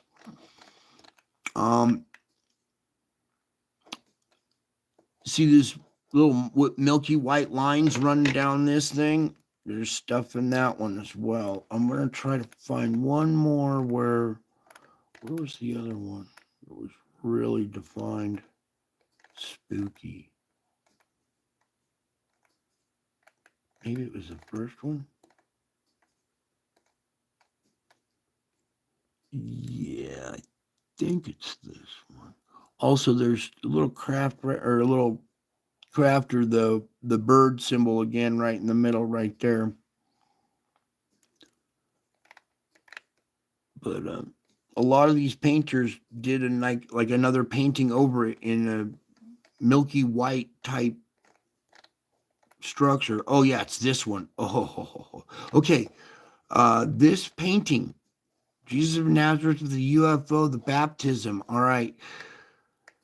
Oh, how do I do this? Oh, just try the best I can. All right, in the spiritual realm. Let's get it right about there. A face on top of a face. So two faces incorporated together here. And let's just zoom in really quick so I'll point it out. This guy has seen the spiritual realm and is depicting it in his painting with the splotchy white dots. Boy, it's not coming in too well. There's an eye socket here with the nose, the mouth, and horns right there. Maybe pull it down a little bit more. All right, there it is. Eyes, no. Okay, so this artist put all kinds of stuff in the background, just like those little splotches that I've been showing you in the etherical realm. He's trying to copy the etherical realm with the white dotting in the background with faces. Where was the other well-defined one? Here's a set of eyes right here. There's another face. They're just all over the place. If you come over here to this painting and just look at it for a while, you'll start to see there's a lot going on in there.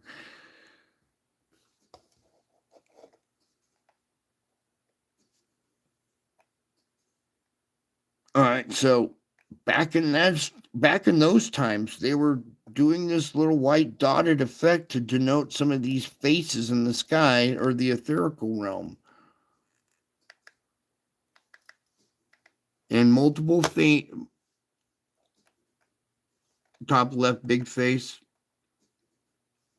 Look, there's a triangle type craft structure right here going on right there, possibly.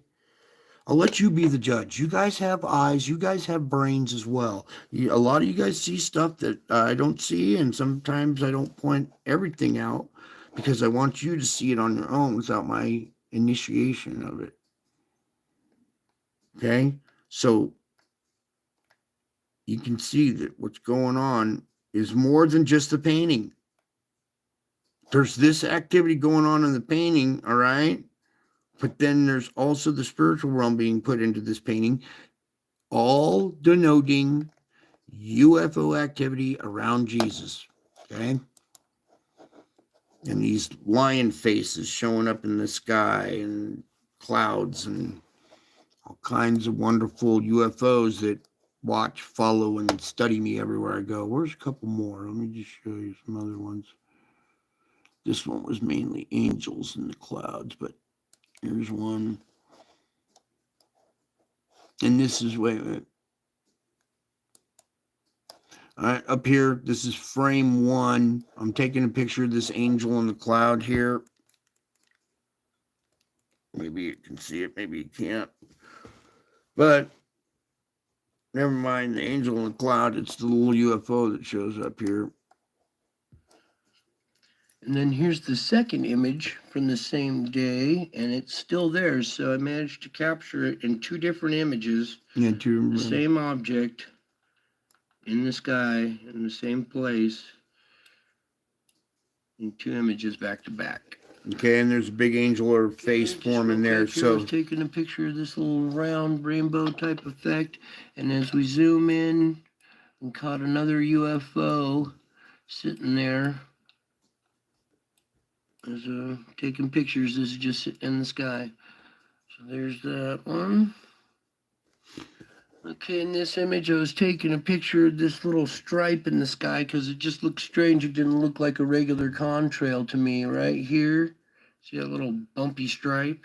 And then I noticed something else was sitting up right next to it here, and we'll zoom in on it. And this is another one of these UFOs, and it's way up there. That's not a bird or a bug or anything because as I pan back, it is way, way, way up there and just tiny. Okay, another image here where I was just snapping pictures and I noticed another one of these black UFOs hovering right in the middle of my picture. Okay, note, UFOs and angels at the same time, hanging out in the sky at the same time. These are divine craft. Some of them are, okay? And those are the ones that they can't do anything about. And that's why people are kind of fascinated as what's going on? How come they're saying this and saying that and they can't do anything about it? Why haven't they shot them down? Gee, it's really starting to look like these might be UFOs. And they are. There's drone activity. Whoops, no, go back to that one. Did more like this. Oh wait, we're gonna go all the way down through these again. Okay, we also have cylinder type structures. I'll show you the one painting for the war around the sun with the tubes and all the spheroids.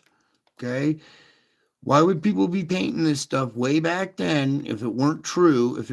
They saw something important, so they're trying to depict it for the history books the best they can. So UFO activity goes hand in hand with his presence. They're watchers, they're witnesses, they have a perspective from up above instead of here on Earth. They can go through dimensions and pop out here, take a peek at you, watch you, see what you're doing. And this kind of denotes our divine craft and then man-made technology trying to chase them down. Isn't that what's going on in the skies right now? We have fighter jets and stuff that are trying to chase down these orbs? Yes or no? Or man-made drones that are piloted that are using electricity or whatever to chase down divine craft? Yes or no? Yeah. And here's this guy. He's going so fast that he's looking back. This guy's trying to catch up to him, right? And then, remember that triangle structure I showed you in the other painting? Here it is again. This guy's sitting on what looks to be a TR3B. Part of it's underneath him, but you can see it went up, comes back, comes here. He's sitting on a triangle. It's got a red glow around it that emits flames or sparks or whatever. And this guy's aware that he's behind him. He's looking back. Usually a pilot looks forward. Why is this guy looking back? Because he's smoking this guy. He's like, yeah, I'm out of here. Eat my dust. 2 stars on the craft, denoting, God and Jesus, 2 different stars. And these paintings are old. They've been sitting there in front of your face with the spiritual realm in white this whole time. And that's what artists were hiding. Pretty cool stuff, huh?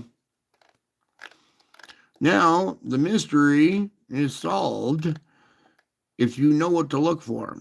Okay, where's that one here? Let's go to 3rd phase really quick. I gotta use there.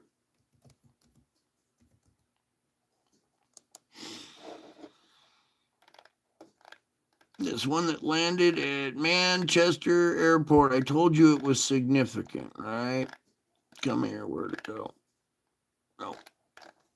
Come here. It was from a couple days ago. Let's just click on their videos. You guys should come over here and check them out too. They do a good job. Or they try to. It's not that UFOs are your gods, okay? Don't start worshiping these. It's just their presence is an indicator of what's going on. There it is. Yeah, that's the one. What if? Okay, so when you're looking up in the sky and you're seeing, a light or a star that's not behaving normally, okay? No blinking lights. A lot of these will move and then stop to get your attention. Hey, look at me. I'm not normal here. I'm doing something outside the normal, paranormal activity, right? Trying to get your attention. Here we go. Blue spheroid captured by a pilot. Okay, these guys pretty trustworthy. Okay, I've been trying to learn how to fly here too. All of a sudden, look at this. This thing's got a profile with an eye, a nose, and a smile, and little prongs coming off the top of it. It's blue. Has some kind of what looks like a little face on it. Okay, there. Whoops. Come on now. Don't play games with me. Where did that go? Right there. So, gee, wonder what it could be. I'll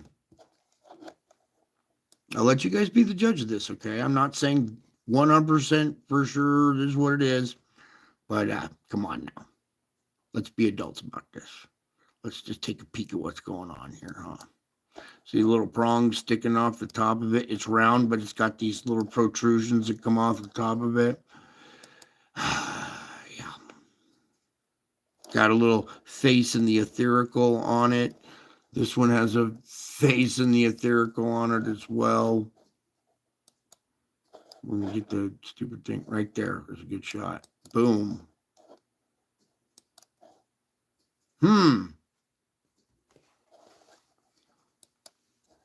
I'm willing to bet that that one that we were just looking at on the tarmac is one of these from the divine realm. And that's why they fly the way they do. That's why they can't do anything about it. They have electromagnetic power to shut down, electronics, shut down engines, to do all kinds of stuff. And like I said, I'll let you be the judge. But if you were thousands years or a couple hundred years ago trying to paint something in the 1600s, and you see the dragon in the back here, all these little splotches were done for a reason, to cloak another image in the background in another realm.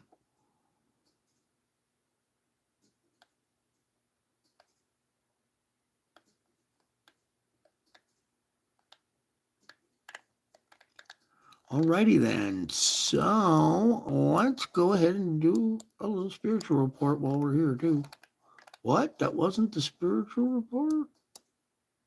No, that was the drone report. How'd you like the drone report? Pretty trippy, huh? Told you it would shock you.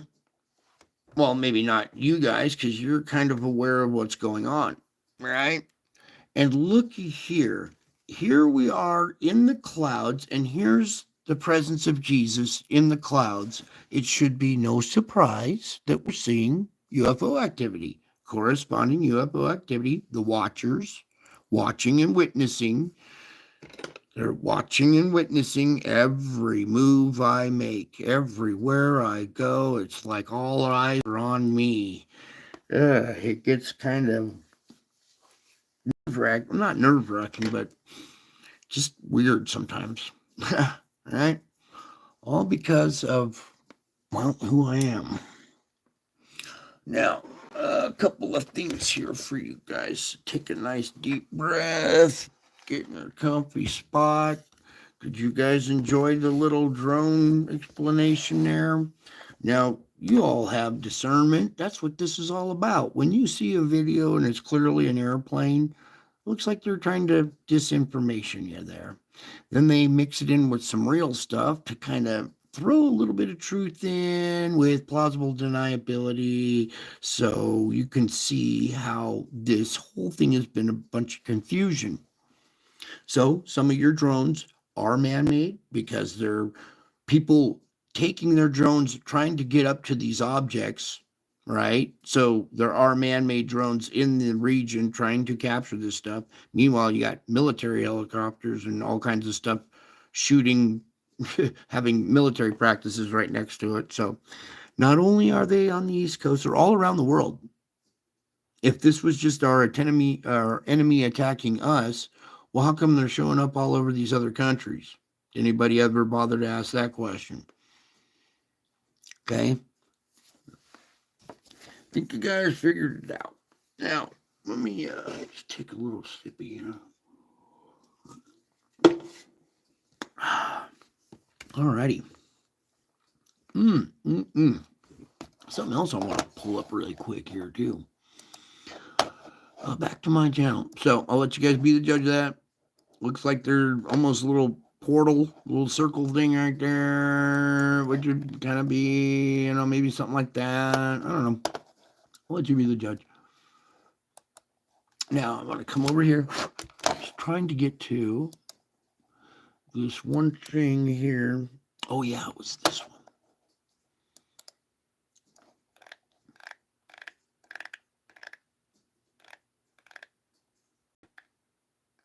I love you guys. Thank you for your patience. We're going through again. Right. There.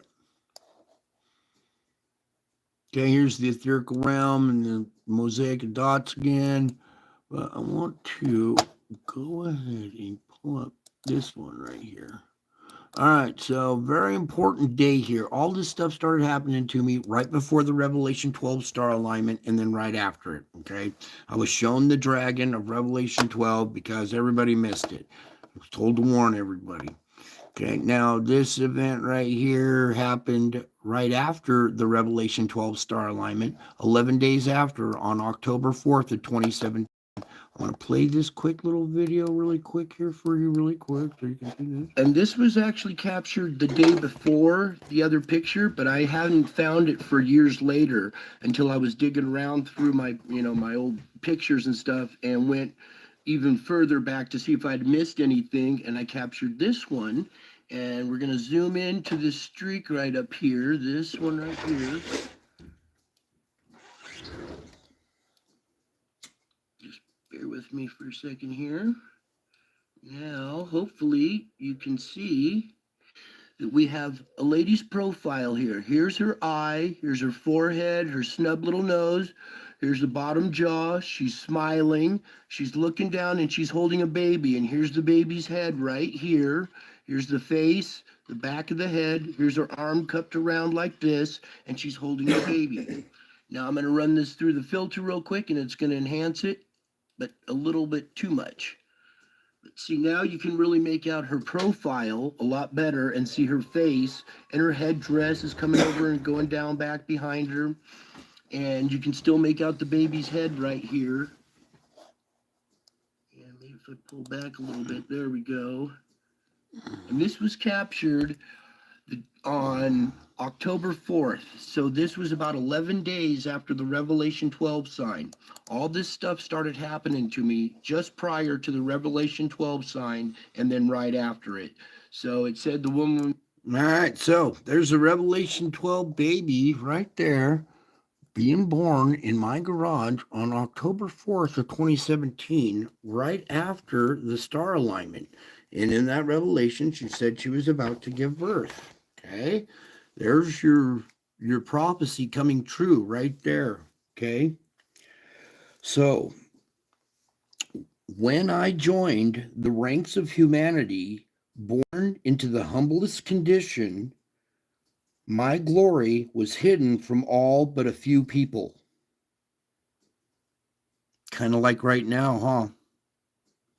When I joined the ranks of humanity, born into the humblest conditions, my glory was hidden from but a few people. Occasionally, streaks of glory shone out of me, especially when I began to do miracles. Now, towards the end of my life, I was taunted and tempted to display more of my awesome power than my Father's plan permitted. I could have called down legions of angels to rescue me at any point. Now imagine the self-control that's required of a martyr who could free himself at will. All of this was necessary to provide the relationship with me that you now enjoy. So let your life become a praise song to me by proclaiming my glorious presence in the world.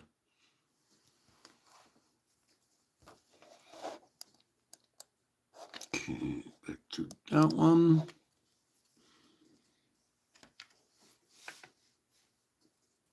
Okay, now, doesn't seem like it, but my plan for your life is unfolding before you. Sometimes the road you are on and you're traveling seems blocked or opens up so painfully slowly that you must hold yourself back. Okay, so a lot of these things you want to rush into, but they open so painfully slowly. Okay, so you feel like you have to hold yourself back. So when the time is right, the way before you suddenly clears through no effort of your own. And what you've longed for and worked for, I present to you freely as a pure gift. You feel awed by the ease with which I operate in the world, and you glimpse my power and my glory. So do not fear your weakness, for it is the stage on which my power and glory perform most brilliantly. Now, as you persevere along the path that I have prepared for you, depending on my strength to sustain you, expect to see miracles, and you will. Miracles are not always visible to the naked eye, but those who live by faith can see them clearly. Living by faith rather by sight enables you to see my glory. You're living by faith, not by what you see in the world. That's what it means by sight, by what you see in society, in humankind, in mankind. So living by faith rather by what you see in the media enables you to see my glory. Okay? And that's this important part of this show is take a deep breath. Okay, relax. Come to me and rest in my presence. Now, as you ponder the majestic mystery of the incarnation, that means in a meat suit, relax in my everlasting arms and in my presence. I am the only person who was ever sired by the Holy Spirit. I am the only person ever sired by the Holy Spirit.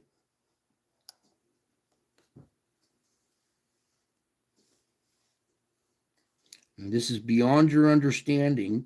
So instead of trying to comprehend my incarnation, okay, instead of trying to comprehend that intellectually, that I'm actually here in a meat suit walking around as a human, instead of trying to comprehend that intellectually, learn from the example of the wise men.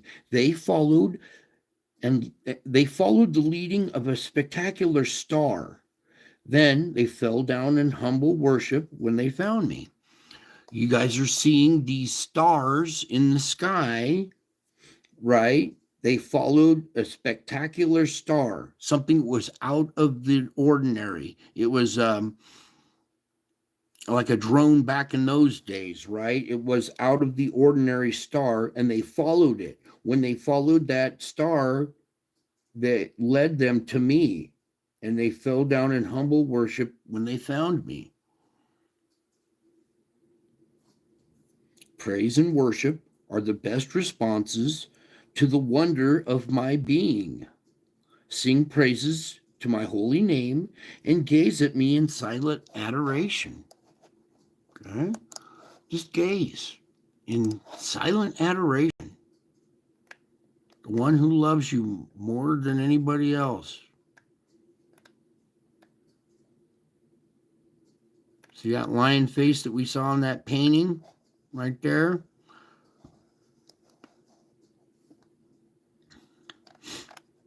Because of who I am. Okay? April 17th, 2020, Easter. Praise and worship are the best responses to the wonder of my being. Sing praises to my holy name. Gaze at me in silent adoration. Look for a star of guidance in your life and be willing to follow wherever I lead. I am the light from on high that dawns upon you to guide your feet into the way of peace.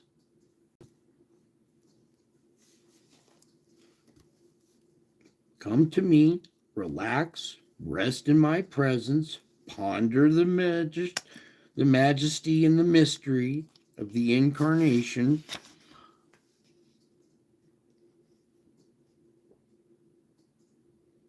And I'm going to close with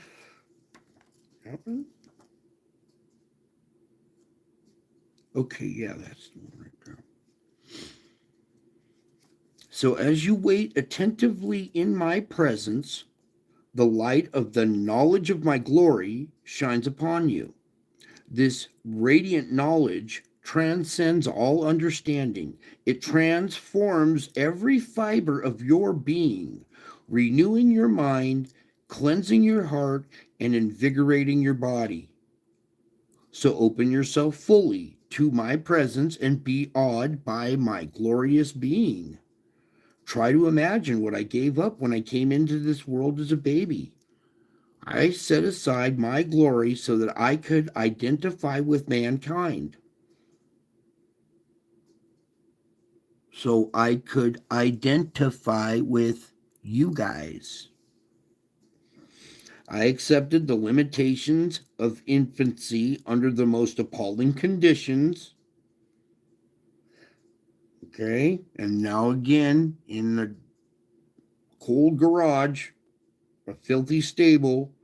Again, it was a dark night for me. Remember, I was on my knees praying, thought I was going to die. That was a dark night for me. And even though angels lit up the sky proclaiming glory to the awestruck shepherds, it was still a dark night for me. So when you sit quietly with me, the process that I went through is reversed in your experience. As you identify with me, heaven's vistas open up before you, granting you glimpses of my glory. I became poor so that you might become rich. So sing hallelujahs to my holy name. One more thing here. Take a sip of this punch here. Okay. I became poor so that you might become rich. Okay, you are now rich. This is worth more than gold, silver, everything right there. Your salvation is worth more than gold. And I became poor so that you might become rich. I am the gift that continually gives bounteously with no strings attached. Unconditional love is such a radical concept that even my most devoted followers fail to grasp it fully. Absolutely nothing in heaven or on earth can cause me to stop loving you. Uh-oh. Irresistible force, immovable object, nothing can stop my love for you. Okay? Absolutely nothing in heaven or on earth can cause me to stop loving you. And you may feel more loved when you're performing or, according to your expectations. But my love for you is perfect. Therefore, it is not subject to variation. What does vary is your awareness of my loving presence. It's not my love that varies. It's your awareness of my loving presence that varies. Okay, that's why we work on finding that presence each day, multiple times a day if you have to. Okay, so a lot of performance anxiety. Sometimes I fail miserably. I do not want to take my stress out on the wrong person and snap at somebody, and that happens. And it can be disappointing to yourself. So when you're dissatisfied with your performance or your behavior, you tend to feel unworthy of my love. You may unconsciously punish yourself by withdrawing from me and attributing the distance between us to my displeasure. See, you're distancing yourself because you think I'm displeased, but that's not the case. You unconsciously punish yourself by withdrawing from me and attributing the distance between us to my displeasure. No, there's no displeasure there. So there doesn't need to be that distance. What does vary is your awareness of my presence. Okay? What else do we have there? So unconsciously punishing yourself by withdrawing from me. You got to try to stop doing that. And don't attribute it to my being displeased. Instead of returning to me, wait, how did I say this? Okay, yeah. So when you're withdrawing and you're attributing that distance to my displeasure, you're thinking I'm displeased. So instead of returning to me and receiving my love, you attempt to earn my approval by trying harder. Don't we do that?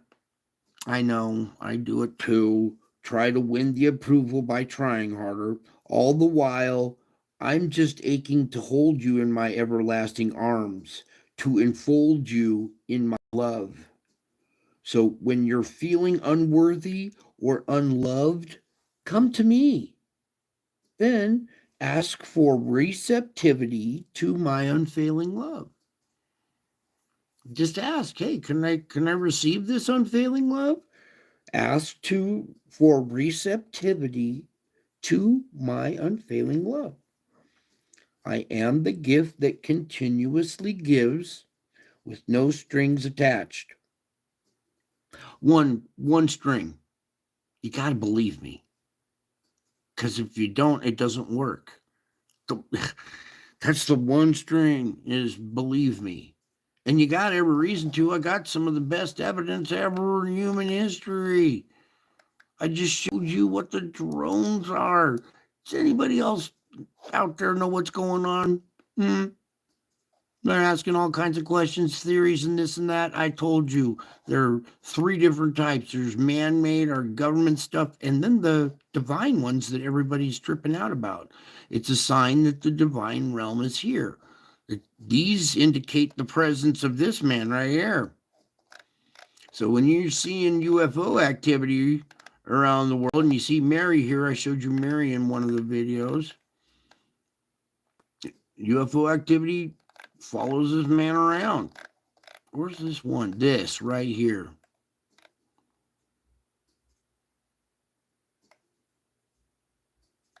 It's just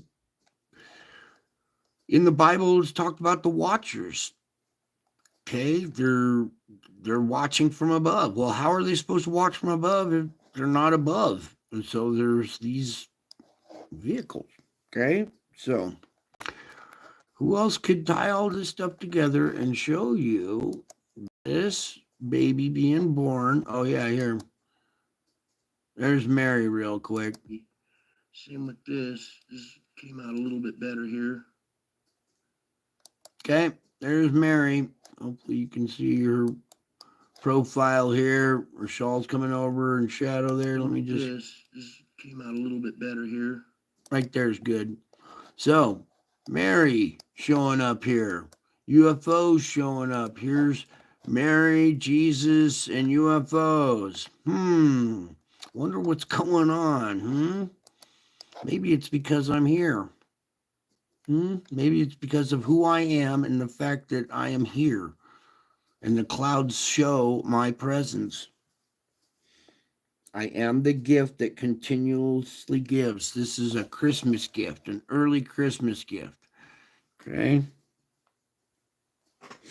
All you have to do is be receptive to my unfailing love. The one string is belief, and that's so it works for you. Because if you doubt this, well, then it doesn't work. But the moment you do believe and you start practicing these disciplines, you're a disciple by default. Okay? There's a reason why all these entities watch, follow, and study my every move. Okay? They're watching the spiritual warfare go down, and each time I overcome something, I get a little glory, and then I'll overcome something later on in the day and go from one glory to another to another. So I'm doing this very same practice that you guys are doing, okay? And I've just got a head start on this art form, and I'm basically giving you the tools so you can practice this art of salvation. Okay, through Jesus Christ. You're having an issue during the day. It's taking you down a negative path. Stop. Take a moment. Take a few deep breaths. Say a prayer. Jesus, I trust you. Find one of your favorite prayers out of the Bible, whatever it is that works for you. One that I found that works good for me is the God grant me the serenity to accept. And then ... fill in the blank. God, grant me the serenity, the peace, give me peace to accept the fact that Some of these drones are from the spiritual realm, denoting the presence of our Lord and Savior. Okay, whatever it takes. And if it doesn't work on the first prayer, say it a couple of times until you have distracted your mind away from your situation for a minute, focused on what's really important, and then you regain composure and go about your day. You salvaged it, and now you're moving on. Sometimes it doesn't happen right away. It takes a little effort. That's okay, as long as you're still trying. It's not about your performance. It's every time you get knocked down, get back up. That's your performance. Refuse to stay down. Just keep getting back up and keep going forward. All your adversity is testing, and when you overcome adversity, well, you overcame the world, the society, mankind, and this wicked way of thinking. When you overcome that wicked way of thinking, you get a glory. And you're in tribulation right now. I mean, come on, what's everybody waiting for? You haven't seen tribulation? We got all this stuff going on. We got no president. We got wars going on. It's crazy. We're in tribulation. These times can be very trying on your mind. So you're going to overcome that using these tools. All right. You are overcoming the world while in tribulation. You're going from glory to glory in your tribulation. This is how you grow, and you guys are doing awesome. You're kicking ass. A lot of you guys are still kind of catching on to this and going, well, I'm trying it, but I don't see the results quite yet. Well, don't give up until the miracle happens. Okay. It's much like when you work hard for something, you appreciate it more. So work hard at your spiritual work. Try to recover your day.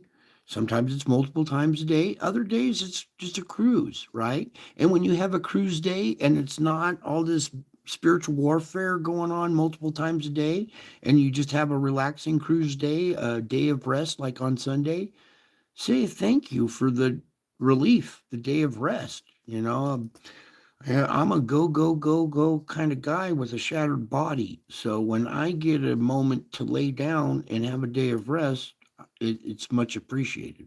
You appreciate things more when you work hard for them. So keep working hard at this. It's your spiritual work here. Teach other people how to do it, how to bring that light into other people's lives. It gives them strength. It gives them hope. The same strength and hope that I bring to you, I want you to carry that into other people's lives. Your family, your friends, your enemies. Okay? Especially the ones your enemies, the people that you hate. You got to learn forgiveness. So it frees up those hang-ups in your mind. Okay? You're having spiritual warfare going on in your mind, and this helps you. Okay, so you'll be able to stand the wiles of the devil. That he's over here trying to scare the hell out of you, thinking, all this stuff going down in the world. You need to break away from that every once in a while, and this is how you do it. Okay, I have to do it several times a day, and I know it works. That's why I can bring this to you, and I can tell you I know it works. You just got to work it. Okay, it doesn't just fall into your lap. You got to kind of go get it. So when you do that, you're achieving you're overcoming evil, and you're refusing to be fearful. And you have good reason not to be fearful, because even though things look crazy, and it's all part of the script. Okay, that's how this works. When you understand the bigger picture, it takes the sting out of the rest of this stuff. Okay, and now all of a sudden it'll all start to make sense. No wonder why they're admitting some stuff, wording it this way, trying to kind of beat around the bush without having to come out and say exactly, because maybe they're a little scared. And when they realize that, oh, wait, we can't shoot these ones down, we can't do this, we can't do that, We have no control over some of these. They have control. Something else is in control. The divine realm's in control. And those are signs of what's coming. Okay. So hopefully you enjoyed this show, and now it makes a little bit more sense as to where your drones are coming from. I got some UFOs. I'll have to look up in my channel. A black UFO, just like well, the one I showed you on my channel there. Well, a black UFO like that deploying a little round spheroid popping out the bottom of it. Okay. So those discs are deploying round spheroid type objects that just happen to match the thing that was at the airport and the thing that these guys are holding on to right here. Oh, did I move it? Okay. There you go.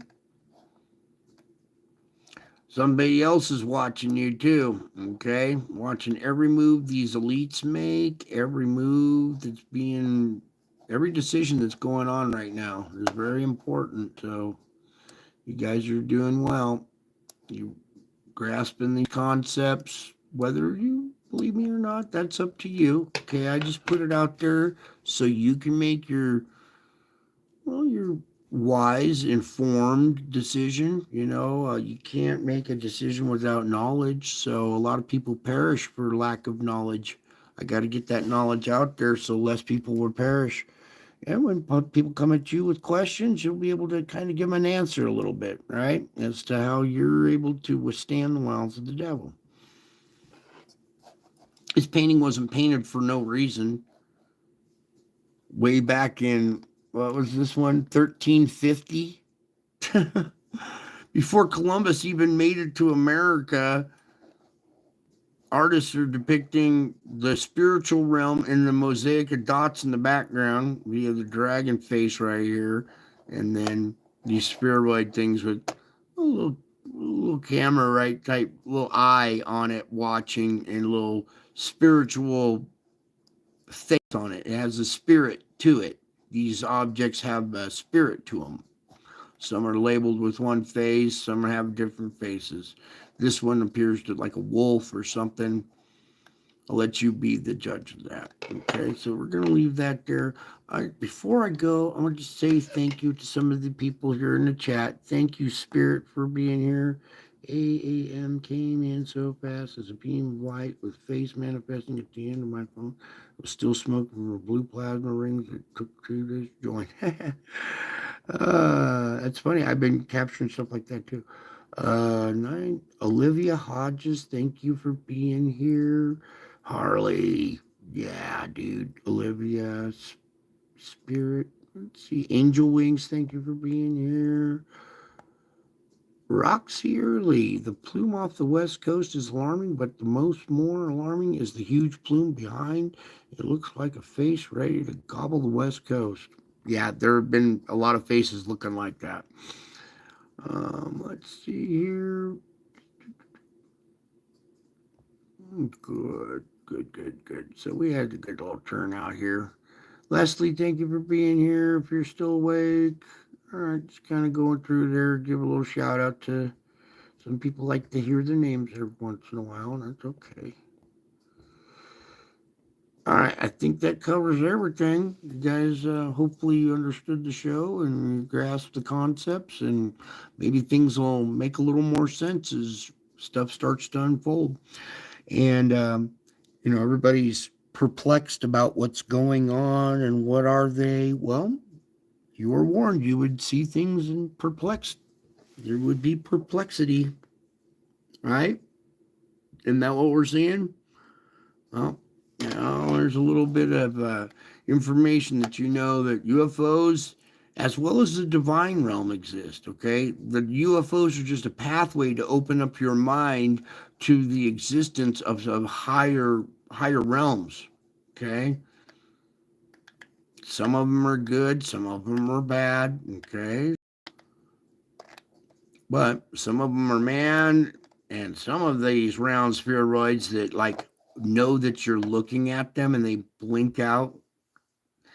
because they know. How would this little object know that you're looking at it unless, well, maybe he's getting a little signal from it, seeing through this object into your life, and he's touching it, and he knows exactly what's going on through these things.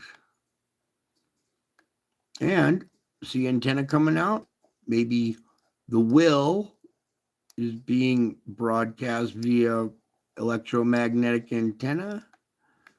And maybe that's why people are all of a sudden starting to feel the way they feel, animals acting the way they act, because there's a different vibration being portrayed or whatever. So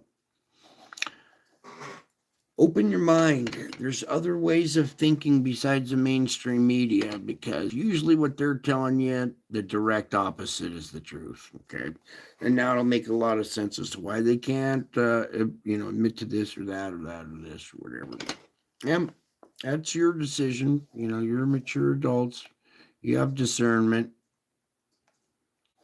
Okay. That's it for tonight. I love you all. I miss you all. Until my next show, I will be back. I am a man of my word. I am already back, and so are a bunch of angelic hosts. Okay, keep your eyes in the sky. Keep praying. Keep doing while we wait. Patience, perseverance. Keep doing your salvage work. You guys are doing good. All right, you're going from glory to glory in your tribulation. It takes the sting out of it. If you see this face right here in the clouds with this crown over it, this is me in the clouds coming with power and great glory. When you see this, it's fascinating. It's intriguing. You get caught up, much like a good book or a good song or a good movie or a good YouTube live stream. It takes you away from your situation for a while. You get caught up in it. Caught up like a good song, like a good book. If you are intrigued and you are caught up with me in the clouds here, well, then you'll understand that I meet my family in the air of cyberspace. I can't come over and give you a big hug right now. My body's shattered. But I can meet my family in the air of cyberspace. How would you describe cyberspace 2,000 years ago? The airwaves. I meet my family in the air of cyberspace, where I have gone ahead and made a place that where I am, the Brian Knight channel, where I am, you may be also. You can, anytime you need to come get caught up in the clouds with me, take a break from your situation, pop open a video, come over here and stare at this picture and pray and take a moment to regain your composure and then get back into the game. It's not about falling down. It's about getting back up. Getting back up. It's not about falling down. You learn from that. It's about getting back up, overcoming your situation. Okay? Don't worry about tomorrow's situations. Take today's one step at a time. Try to find that peace and stay calm. I know you're getting rattled. I get rattled as well. Some of you are getting a lot better at this. You're finding peace throughout the day. You're able to overcome things a lot easier than you did before, and you're having that success. That's what I want. I want your success. It's not about, hey, look at me, look what I discovered, look what I know, I'm all this, I'm all that, blah, blah, blah. It's about what I have for you, a gift that I give freely so that you may be rich in life and in character. You are living rich and full lives now, aren't you? Before you understood this and came to this channel and understood who I am and believed me, you're a much richer person from that point, weren't you? Aren't you? The moment you trusted me for a minute and believed me, you became richer. Okay? It's not an I told you and I'm trying to be the one who's right. No, it's not about that. It's the tools that I have that I can give to you so you may find success in your spiritual warfare. Some of you are getting good at this spiritual warfare. I ought to give you fully automatic spirit guns, so you could just, mow down these things as fast as you can. But I know you want to rush into them, but you got to work through them patiently, methodically, thoroughly. Okay, sometimes if it didn't work, it's because you didn't do it thoroughly. So go back, retrace your steps until you find that peace that transcends your circumstances. Okay, and you will be able to withstand what's coming down the pike. It won't phase you. The next little thing you'll understand. Hey, part of the divine realm, part of the script. Yep, saw it coming. Nothing surprises me. Okay, and guaranteed victory. Guaranteed victory. All right. That should give you some relief and reason to rejoice even while you're in your tribulation. All right. That's it for tonight. I got to get going. I love you all. I miss you all. And until my next show, I will be back. I am a man of my word. And I said I would be back. I am back. I am already back. The skies are telling the story. The clouds are telling the story. The earth is telling the story. The sun and the moon are telling the same story. Probably because of who I am and what I went through. So I could be here for you guys to give you these tools at this time in your life. That's it for tonight. Love you all. I miss you all. Until my next show, I will be back. Bye.